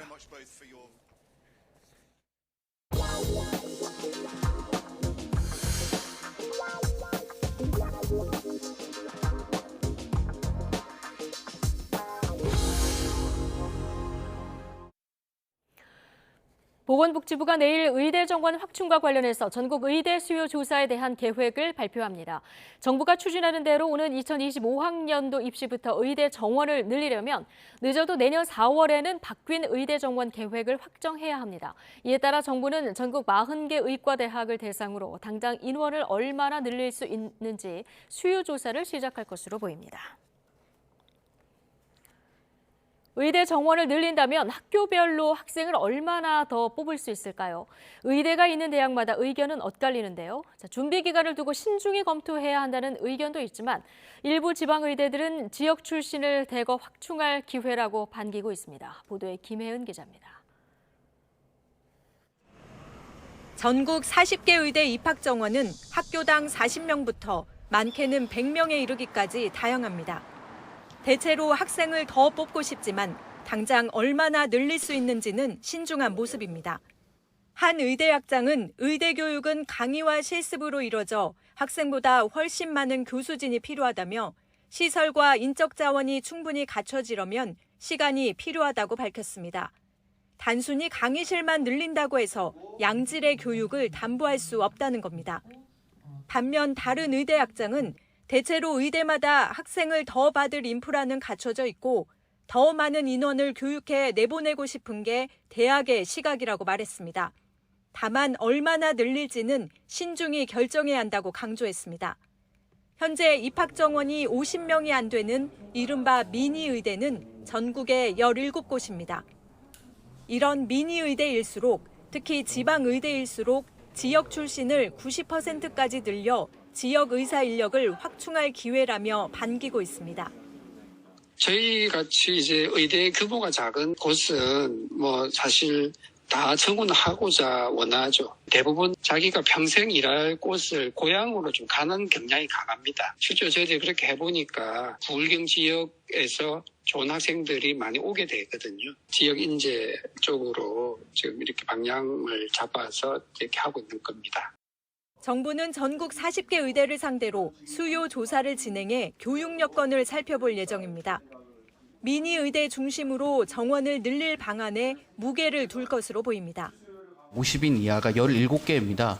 근데 전문가분들 얘기를 들어보면 교육을 더 효율적으로 하고 하려면은 최소한 80명 이상은 돼야 된다는 말씀을 하셔가지고 앞으로 의대 수요 조사와 각계 논의를 거쳐 의대 확충 규모가 정해진다 해도 의대별 배분 방식을 놓고도 갈등이 이어질 것으로 보입니다.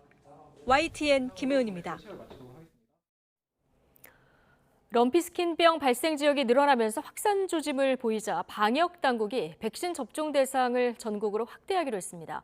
다음 달 초까지는 백신 접종을 완료해서 하루빨리 안정화를 이끌겠다는 계획입니다. 양희력 기자의 보도입니다. 정부가 국내에 긴급 도입하기로 한 백신 물량은 400만 마리분입니다. 애초 170만 마리분을 들여와 경기와 충남권 소도를 중심으로 접종할 계획이었습니다. 그런데 럼피스킨병 발생 범위가 하루가 다르게 늘어나자 범위를 전국으로 확대한 겁니다. 우선 127만 두분은 10월 28일까지 신속 도입하고 잔여분 273만 두분은 10월 31일까지 국내에 도착할 예정입니다. 백신이 도입되는 대로 럼피스킨병이 발생한 시군과 인접지역, 이어서 나머지 시와 도에 신속하게 배분할 방침입니다. 다음 달 초까지 전국에 있는 소농장에 백신 접종을 완료할 계획입니다. 항체가 형성되기까지 3주 정도 걸리는 점을 고려하면 늦어도 11월 중으로 안정기에 접어들 것으로 보고 있습니다. 다만 전국 소농가의 백신 접종이 완료될 때까지는 방역의 긴장을 늦출 수 없다는 판단입니다. 전국 백신 접종이 완료되기 전까지 질병 확산을 차단하기 위해서 발생 시군 및 인접 시군, 농장의 소 이동을 제한하고 가축 분뇨의 경우에도 정밀 검사 후 음성인 경우에 한해서 이동을 허용할 계획입니다. 중수본은 럼피스킨병 조기 발견을 위해 발생 농장 주변 10km 이내의 농장에 임상검사를 이틀 안에 완료하기로 했습니다. 또 바이러스에 감염된 모기 등이 해외에서 기류나 선박에 실려 국내에 유입됐을 가능성을 열어놓고 역학조사 중입니다. 한우 고기 도매 가격이 10% 넘게 뛰는 등 심상치 않은 조짐에 대해선 단기적인 현상이라고 설명했습니다. 일시 이동 중지 탓에 소가 출하되지 못했기 때문이라며 럼피스킨병이 축산시장 전반에 미치는 영향은 제한적일 것으로 내다봤습니다. YTN 양일혁입니다. 축산물 품질평가원 자료를 보면 어제 한우 고기 도매 가격은 킬로그램당 2만 53원으로 일주일 전 17,723원과 비교해서 13.1% 올랐습니다. 이번 달 매주 화요일 한우 고기 도매 가격은 16,000에서 17,000원대 수준을 유지해왔습니다. 네, 설악산은 산 아래 설악동까지 단풍이 절정기에 접어들었습니다. 그 밖에 주요 산에서는 이달 말부터 다음 달 상순까지 가장 아름다운 단풍을 볼 수 있을 전망입니다. 김민경 기자의 보도입니다. 계곡 주변 암석 사이사이 울긋불긋 단풍물이 들었습니다. 계곡물을 사이에 둔 단풍은 오색물감을 콕콕 찍어내린 듯 다채로운 자태를 뽐냅니다. 단풍 절정기에 접어든 설악산 초입, 설악동의 모습입니다. 현재 설악산과 오대산 등 강원도는 단풍이 절정에 들었고 서울 북한산을 비롯한 내륙과 제주도는 산의 20%가 단풍에 물드는 등 첫 단풍 시기에 접어들고 있습니다. 큰 일교차 속에 단풍물은 빠르게 산 아래로 남쪽으로 번지고 있습니다. 특히 내일과 모레 한 차례 가을비가 지나며 쾌청한 하늘 아래 더 짙어진 단풍을 볼 수 있을 전망입니다. 이달 말에는 북한산과 계룡산 등 내륙에도 단풍이 절정기에 접어들겠습니다. 아기 단풍으로 유명한 내장산도 다음 달 상순에는 장관을 이룬 단풍을 만나볼 수 있겠습니다. 맑은 날씨 속에 일교차가 크게 나면서 올가을 단풍은 예년보다 아름다운 모습을 뽐낼 걸로 보입니다. YTN 김민경입니다.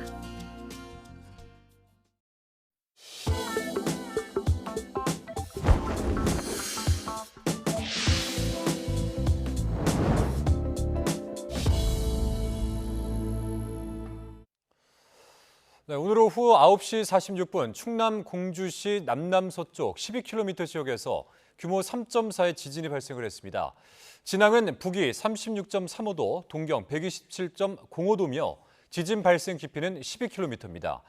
흔들림 정도를 나타내는 계기 진도는 충남에서 거의 모든 사람이 진동을 느끼고 그릇과 창문이 깨지기도 하는 5로 가장 높았습니다. 실제 YTN에는 지진 발생 지역에서 멀지 않은 충남 보령과 천안 등지에서 지진으로 인한 진동을 느꼈다는 제보가 잇따랐습니다. 올해 한반도와 주변 해역에선 규모 2.0 이상 지진이 87차례 발생했고 이번 지진은 이 가운데 5번째로 규모가 큽니다. 네, 경기도 포천에서 운전 중인 자동차 앞유리에 갑자기 총알이 날아와 박힌 일이 발생했습니다. 인근 미군 사격장에서 날아온 것으로 추정이 되는데 조금이라도 위에 박혔다면 큰 사고로 이어질 뻔했습니다. 강민경 기자가 단독 보도하겠습니다. SUV 차량 앞유리에 5.56mm 실탄이 박혀 있습니다. 와이퍼를 뚫고 유리창에 박힌 탄두엔 강선 자국이 선명히 남아 있습니다. 저녁 6시 20분쯤 경기도 포천시 영중면의 4차선 도로를 달리던 40대 A씨의 차에 갑자기 총알이 날아와 꽂혔습니다. 뭐야 이거? 총알이 조금만 위로 날아와 운전자를 향했어도 큰 사고로 이어질 수 있었던 아찔한 상황이었습니다. 이게 만약에 이 하단이 아닌 뭐 상단에 만약에 들어왔으면 거죠. 전태 만약에 이게 유탄이 맞았으면 운전하던 차량에 총알이 날아와 꽂힌 현장입니다. 이 산 너머 반경 1km 안에 미군의 사격장이 있다는 사실을 확인할 수 있었습니다. 취재 결과 총탄이 날아들 당시 인근 우리 군부대는 사격 훈련을 하지 않은 것으로 확인됐습니다. 전문가들은 미군 사격장에서 잘못 발사된 탄환이 도로에 날아들었을 가능성이 크다고 분석합니다. 미군과 우리 군이 그 5.5 소총탄은 동일 구경을 사용하고 거의 형태는 똑같으니까 탄의 형태로 봐서는 뭐 소총탄입니다. 5.56mm 소총탄으로 보여집니다. 현재 탄두는 미군이 회수해간 상태입니다. 경찰과 군 관계자들은 정확한 사고 발생 경위를 확인한 뒤 피해자 보상 절차를 밟겠다는 입장입니다. 앞서 포천에서는 지난 2014년에도 훈련장에서 잘못 발사된 탄환이 산을 넘어 1km 떨어진 민간인 지역 사무실에 박힌 일도 있었습니다. 잊을만 하면 터지는 군부대 사격장 근처 오발탄 사고. 인명피해로 연결될 수 있는 만큼 보다 강화된 안전대책이 필요해 보입니다. YTN 강민경입니다. 배우 이선균 씨의 마약 투약 혐의를 수사하고 있는 경찰이 추가로 마약 범행 정황을 포착해 입건한 연예인은 아이돌 그룹 빅뱅 출신인 지드래곤 권지용 씨인 것으로 확인됐습니다. 인천경찰청은 마약류를 투약한 혐의로 권 씨를 불구속 입건해 수사하고 있는 것으로 파악됐습니다. 경찰은 다만 권 씨가 이선균 씨 사건과는 관련 없는 별개 사건이고 마약 종류 등 구체적인 수사 사항은 밝힐 수 없다고 설명했습니다. 앞서 경찰은 대마와 마약류를 투약한 혐의로 이선균 씨 등 3명을 입건해 이 가운데 1명을 구속했고 재벌가 3세와 연예인 지망생, 작곡가 등 5명을 내세해왔습니다. 대마를 상습적으로 피우고 소지한 혐의로 기소된 김예원 전 녹색당 대표가 첫 재판에서 공소 사실을 모두 인정했습니다. 김 전 대표는 오늘 서울 서부지방법원에서 열린 첫 공판기일에서 공소 사실을 모두 인정한다고 밝혔습니다. 김 전 대표는 2021년 10월부터 지난 3월까지 대마를 상습적으로 흡연하고 소지한 혐의로 관련 경찰 조사가 시작되자 지난 2월에 사퇴했습니다. 노동조합 회계공시 제도에 강하게 반대해왔던 양대 노총이 산하조직 피해 우려를 들어 결국 동참하기로 결정했는데요. 정부의 노동개혁 추진이 다시 탄력을 받을 것이란 기대가 나오는 동시에 양대 노총은 대정부 투쟁을 오히려 강화할 것이라고 입을 모았습니다. 김평정 기자입니다. 노동조합의 회계 공개 여부는 지난해 말부터 정부와 노동계가 극심하게 대립해온 사안입니다. 정부가 추진하는 것은 노조의 회계 내역을 조합원이 아닌 정부에 보고하라는 것으로 이는 노조 자주성을 침해하는 위법한 내용입니다. 노동계의 반대에도 정부는 노사 법치주의를 내세우며 회계 자료를 공시 시스템에 공표하는 제도를 이달부터 시행했습니다. 그러면서 상급단체가 참여하지 않으면 산하조직도 조합비의 15% 세액공제를 받지 못하도록 했습니다. 양대 노총은 연좌제 방식이라며 반발했지만 결국 입장을 바꿨습니다. 한국노총에 이어 민주노총도 조합원들에게 불이익이 가는 상황을 막기 위해서라며 회계 공시에 참여하기로 한 겁니다. 이에 대해 이정식 고용노동부 장관은 노동개혁의 성과가 나타나고 있다고 평가하며 회계 공시가 확산하면 노조의 민주성이 더 높아질 거라고 말했습니다. 노동계가 정부 방침을 수용하는 모양이 된 만큼 현재 중단된 노정 대화가 재개될 수 있다는 기대도 나옵니다. 주 최대 69시간 논란을 겪은 근로시간 개편과 정년 연장 등을 담은 계속고용 등 사회적 대화를 통해 합의해야 할 사안들이 많이 쌓여있습니다. 다만 양대 노총이 회계 공시 제도 자체에 동의한 것은 아니라며 헌법 소원과 법 개정을 추진한다는 입장이어서 갈등의 불씨는 남아 있습니다.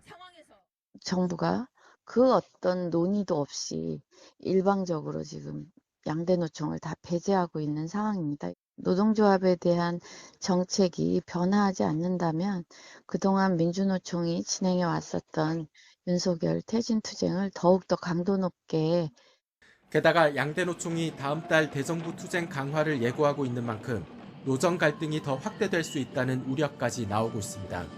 YTN 김평정입니다. 경북 예천군에서 실종자 수색 중에 숨진 해병대 채모 상병과 함께 물에 휩쓸렸다가 구조된 해병이 임성근 해병대 1사단장을 고위공직자범죄수사처에 고소하기로 했습니다. 어제 해병대에서 만기 전역한 A씨는 군 인권센터를 통해 입장을 내고 당시 정당한 지시를 받고 작전 중 사망하거나 다친 게 아니라며 사단장과 같은 사람들이 업적을 쌓기 위해 불필요하고 무리한 지시를 했다고 주장했습니다. A씨는 지난 7월 19일 해병대의 실종자 수색 작업 중 물에 빠져 떠내려가다가 구조됐고 이후에 외상 후 스트레스 장애를 겪어온 것으로 전해졌습니다.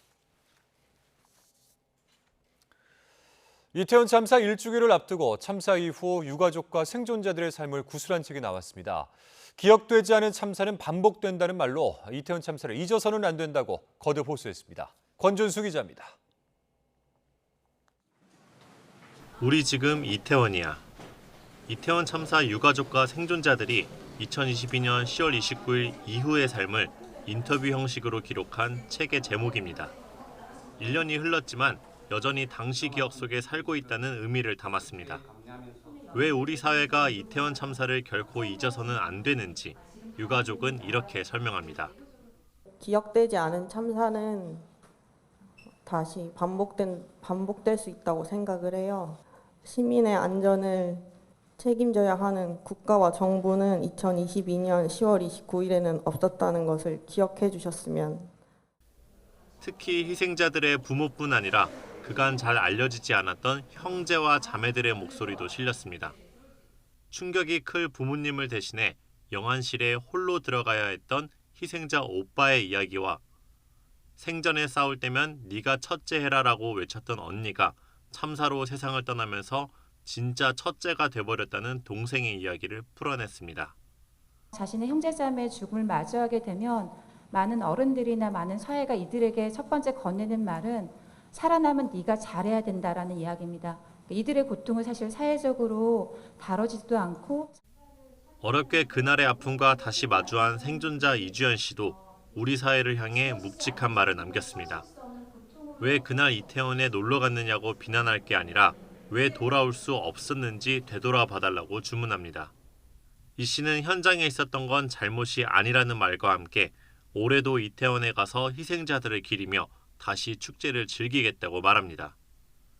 아직도 참사의 원인을 희생자의 탓으로 돌리고 가족들을 비난하는 자들이 많습니다. 참사 희생자의 가족들의 이야기를 보시면서 다시 한번 12구 이태원 참사에 대해서 기억해 주시기. YTN 권준수입니다. 네, 제2의 이태원 헬로윈 참사를 막기 위해서 서울시가 AI, 인공지능 인파 방지 시스템을 가동합니다.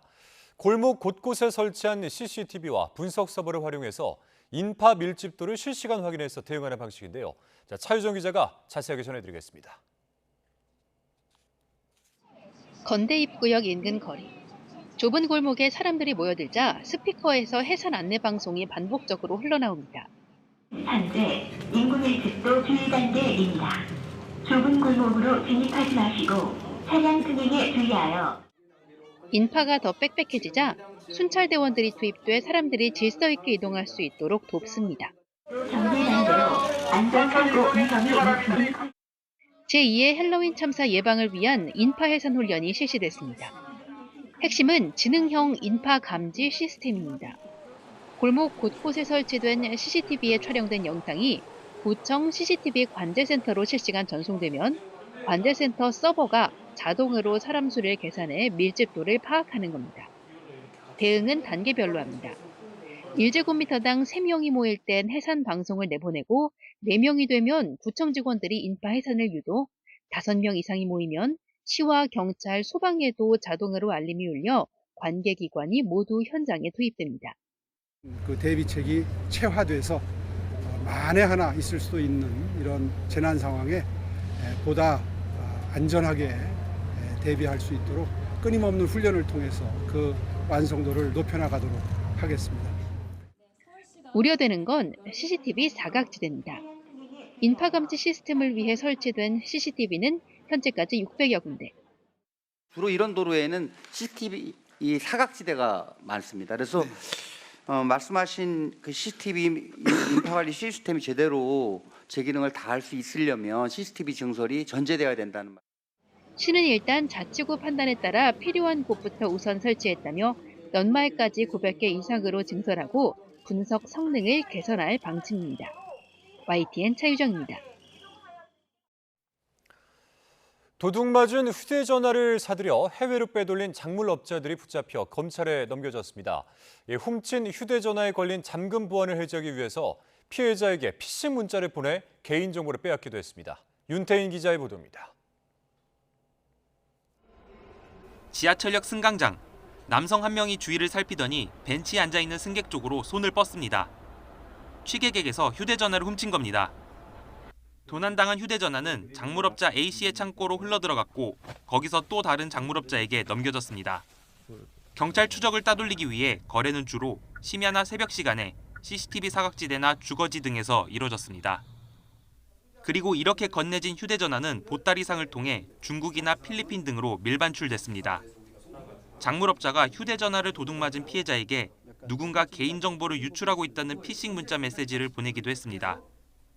아이디와 비밀번호를 빼내 보안 잠금을 풀면 휴대전화를 더 비싸게 팔 수 있다는 점을 노렸습니다. 피해자는 이 피싱 문자에 속아 그 아이디와 비밀번호를 입력 후 하는 순간 비밀번호가 탈취되고 그 피해자 폰은 공기계가 됩니다. 이들의 범행은 지난 7월 훔친 휴대전화를 A씨에게 넘기던 절도범이 검거되며 꼬리를 잡혔습니다. 경찰은 도난당한 휴대전화 51대를 판매해 1,800만여 원을 챙긴 A씨를 비롯해 모두 13명을 붙잡았습니다. 경찰은 A씨를 상습 작물 취득 혐의로 구속 송치하고 해외 보따리상에 대한 추적을 이어가고 있습니다. YTN 윤태인입니다. 중국에서 고양이를 불법 도축해 양꼬치용 고기로 속여 팔아왔던 업자들이 적발됐습니다. 최근에 소변 맥주 파동에 이어서 중국의 먹거리 안전 문제가 또다시 도마 위에 올랐습니다. 베이징에서 강정규 특파원입니다. 천막으로 가린 대형 화물차 짐칸에 나무 상자가 빼곡히 쌓여 있습니다. 비좁은 상자 속엔 잔뜩 움츠린 고양이들이 가득합니다.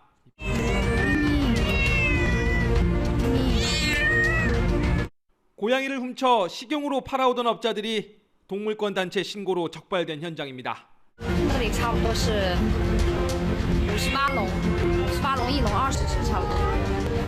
산 중턱에 있는 불법 도축장.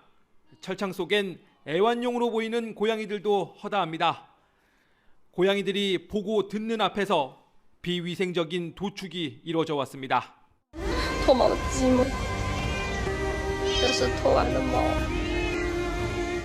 냉동포대에 담긴 고양이 사체들, 꼬치구이나 소시지 같은 식용육으로 둔갑해 팔려나갔습니다. 양고기의 시중 가격은 500g에 5,500원 남짓, 고양이 고기는 같은 양에 800원꼴로 헐값입니다. 4발 달린 건 책상 빼고 다 먹는다는 중국인들도 경악을 금치 못합니다. 其实从人道主义上来说，我觉得很残忍啊，这是我觉得不太能接受的。警惕我不要瞎点外卖啊，不要随便吃路边摊。 최근엔 양꼬치와 곁들여 마시는 유명 맥주의 제조 위생도 도마에 올랐습니다. 작업복을 입은 남성이 맥주 원료의 소변을 보는 영상이 공개됐기 때문입니다. 우리나라에서도 워낙 인기가 높아서 수출용과 무관하다는 해명에도 불안은 가시지 않고 있습니다. 특히 해당 업체의 시가총액은 하루아침에 1조 2천억 원이나 증발해 역사상 가장 비싼 소변으로 기록됐습니다. 베이징에서 YTN 강정규입니다. 국내 은행 대출 연체율이 2달 연속 오르면서 3년 반 만에 가장 높은 수준에 다다랐습니다. 금융감독원은 지난 8월 말 기준 국내 은행 원화 대출 연체율이 2달 연속 올라 0.43%로 집계됐다고 밝혔습니다. 부문별로 보면 가계대출 연체율이 한 달 전보다 0.02%포인트 오른 0.38%로 주택담보대출 연체율이 0.24%, 이 밖에 신용대출을 포함한 가계대출이 0.76%였습니다. 정부가 17개 시도와 협의회를 구성해 밀려있는 주택 인허가를 신속하게 처리하고 불필요한 규제를 혁신하기로 했습니다. 올해 1월부터 8월까지 인허가 물량은 지난해 같은 기간보다 40% 줄었고 지난해 1월 이후 인허가가 승인되지 않은 대기 물량도 17만 6천 가구에 달하는 것으로 집계됐습니다. 이처럼 인허가가 늦어지는 이유로는 각종 영향평가 등 관계기관 간 협의 지원을 꼽혔습니다. 대장동 민간업자 청탁을 들어주고 아들의 퇴직금 명목으로 50억 원을 챙겼다는 의혹을 받는 곽상도 전 의원이 검찰에 다시 소환됐습니다. 1심 법원에서 무죄를 선고받은 지 8개월 만인데 이번에도 아들과 이 경제 공동체 관계가 아니라고 부인했습니다. 홍민기 기자입니다. 이른바 50억 클럽 핵심 인물인 곽상도 전 의원이 검찰에 다시 불려나왔습니다. 아들의 퇴직금 명목으로 화천대유에서 50억 원을 뇌물로 받았다는 혐의에 대해 1심에서 무죄를 선고받은 지 8달 만입니다. 아들과 곽 전 의원이 경제 공동체라 볼 수 없어 죄를 묻기 어렵다는 1심 판결을 깨기 위해 검찰은 보강 수사에 주력해왔습니다. 아들 병채 씨를 뇌물 혐의 공범으로 입건하고 부자 간 금융거래 내역을 분석해 곽 전 의원의 보석 보증금과 주택 재산세 등이 아들이 받은 돈에서 지출된 정황을 파악했습니다. 또 병채 씨의 대학원 등록금은 곽 전 의원 명의 계좌에서 나가는 등 사실상 경제 공동체로 볼 수 있는 물증을 토대로 곽 전 의원을 압박했지만 이번에도 곽 전 의원은 혐의를 부인한 것으로 전해졌습니다. 제가 구속돼 있고 집사람이 2021년도 5월 20일 날 사망해서 제 집에 가족이 아무도 없습니다. 그래서 아들이 보석 보증금을 냈고 그 나온 다음에 제가 출소한 다음에 곧바로 변제했습니다. 2015년 대장동 일당이 참여한 성남의 뜰 컨소시엄에서 하나은행이 빠지지 않도록 해달라는 김만배 씨 청탁에 따라 영향력을 행사해 컨소시엄 와해 위기를 무마해주고 아들을 통해 50억 원을 챙긴 게 아니냐는 검찰 추궁에도 모르쇠로 일관했습니다. 검찰이 2년 지금 조사하고 있습니다. 저하고 관련된 자료는 아무것도 없습니다. 저는 그때부터 지금까지 저하고 무관하다고 말씀드렸습니다. 검찰은 그러나 하나은행의 컨소시엄 이탈 위기가 있었는지 단정하기 어렵다는 1심 판단을 뒤집을 수 있는 구체적인 와해 시도 경위를 파악해 제시한 것으로 알려졌습니다. 또 아들 병채 씨 소환 조사에서 확보한 진술과 곽 전 의원 진술 간에 배치되는 부분을 캐물으며 경제 공동체 관계 입증에도 공을 들였습니다. 검찰은 조사 결과를 토대로 조만간 곽 전 의원 부자의 신병 처리 방향을 결정할 방침입니다. 지난 2월 무죄를 선고받은 곽 전 의원의 2심 재판은 오는 12월 시작될 예정입니다. YTN 홍기입니다. 세무조사를 무마해주겠다며 뒷돈을 챙긴 혐의로 재판에 넘겨졌던 윤우진 전 서울 용산세무서장이 1심에서 징역형을 선고받았습니다. 서울중앙지방법원은 오늘 변호사법 위반 혐의로 기소된 윤 전 서장에게 징역 10개월을 선고하고 3,200만 원 추징을 명령했습니다. 재판부는 윤 전 서장이 의뢰인에게 받은 돈에는 세무조사 관련 청탁과 알선을 위한 대가성이 있다고 판단했습니다. 다만 호텔 관련 인허가 문제를 해결하는 대가로 1억 원을 받았다는 혐의에 대해서는 먼저 끝난 공범 재판에서 공모 사실이 인정되지 않았고 대법원에서도 확정됐다며 무죄를 선고했습니다. 지지율 추락 속에 기시다 후미오 총리가 감세 정책을 내놓으며 반전의 안간힘을 쓰지만 이를 바라보는 시선은 여전히 싸늘합니다. 여기에 자민당 의원까지 기시다 총리를 비판하고 나섰는데 어려운 외교 환경과 더불어서 안팎으로 쉽지 않은 처지에 놓인 모습입니다. 도쿄에서 김세호 특파원입니다. 이번 달 각 언론사 여론조사 결과 기시다 총리에 대한 지지율은 평균 30%대로 좀처럼 회복세를 보이지 않고 있습니다. 기시다 총리는 감세 카드를 꺼내며 반전을 노리고 있지만 핵심 정책인 방위력 증강에 들어가는 재원을 감안할 때 모순이라는 지적이 잇따르고 있습니다.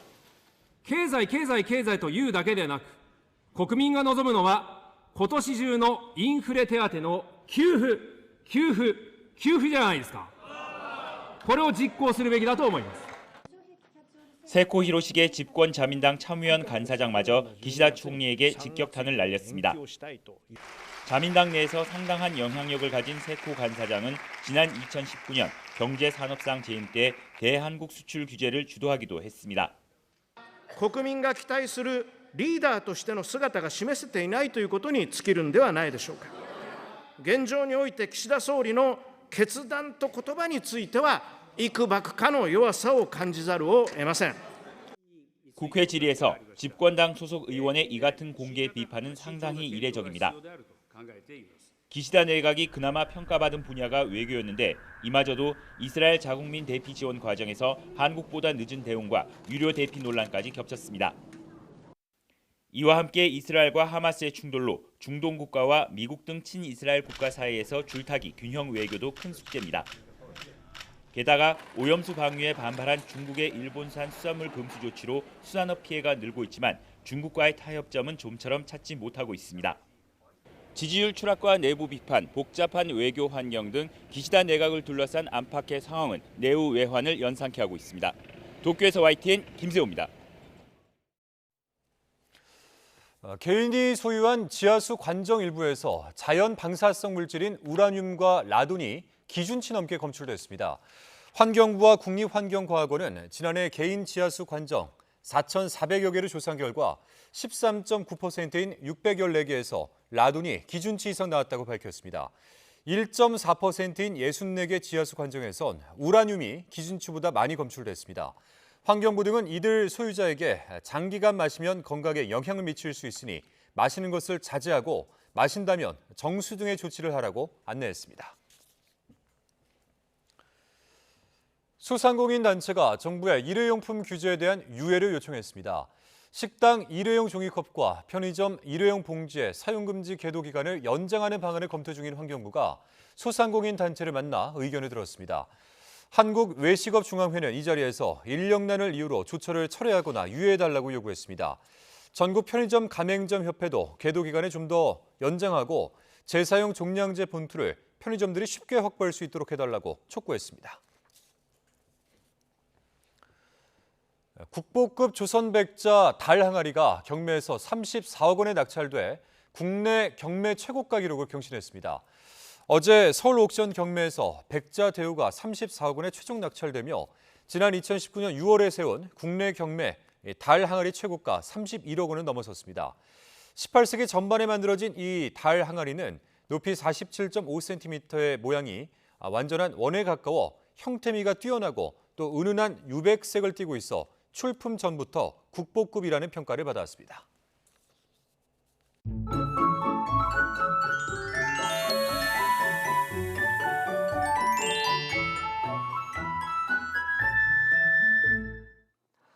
내일은 서쪽 지방을 중심으로 가을비가 내리겠습니다.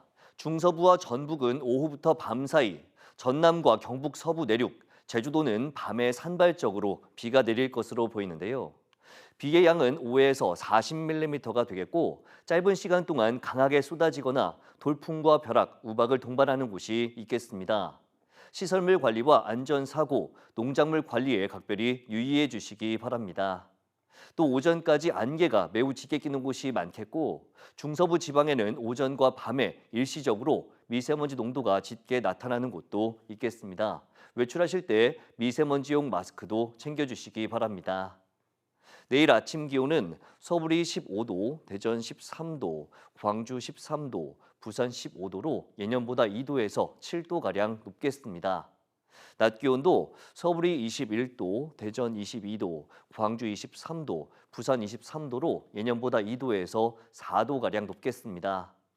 모레는 영동과 경북 동해안에만 비가 내릴 뿐 내륙은 대체로 맑은 가운데 예년의 가을 날씨가 이어질 전망입니다. 날씨 정보였습니다. 수요일 뉴스라이트 마치겠습니다. 함께해 주신 여러분 고맙습니다.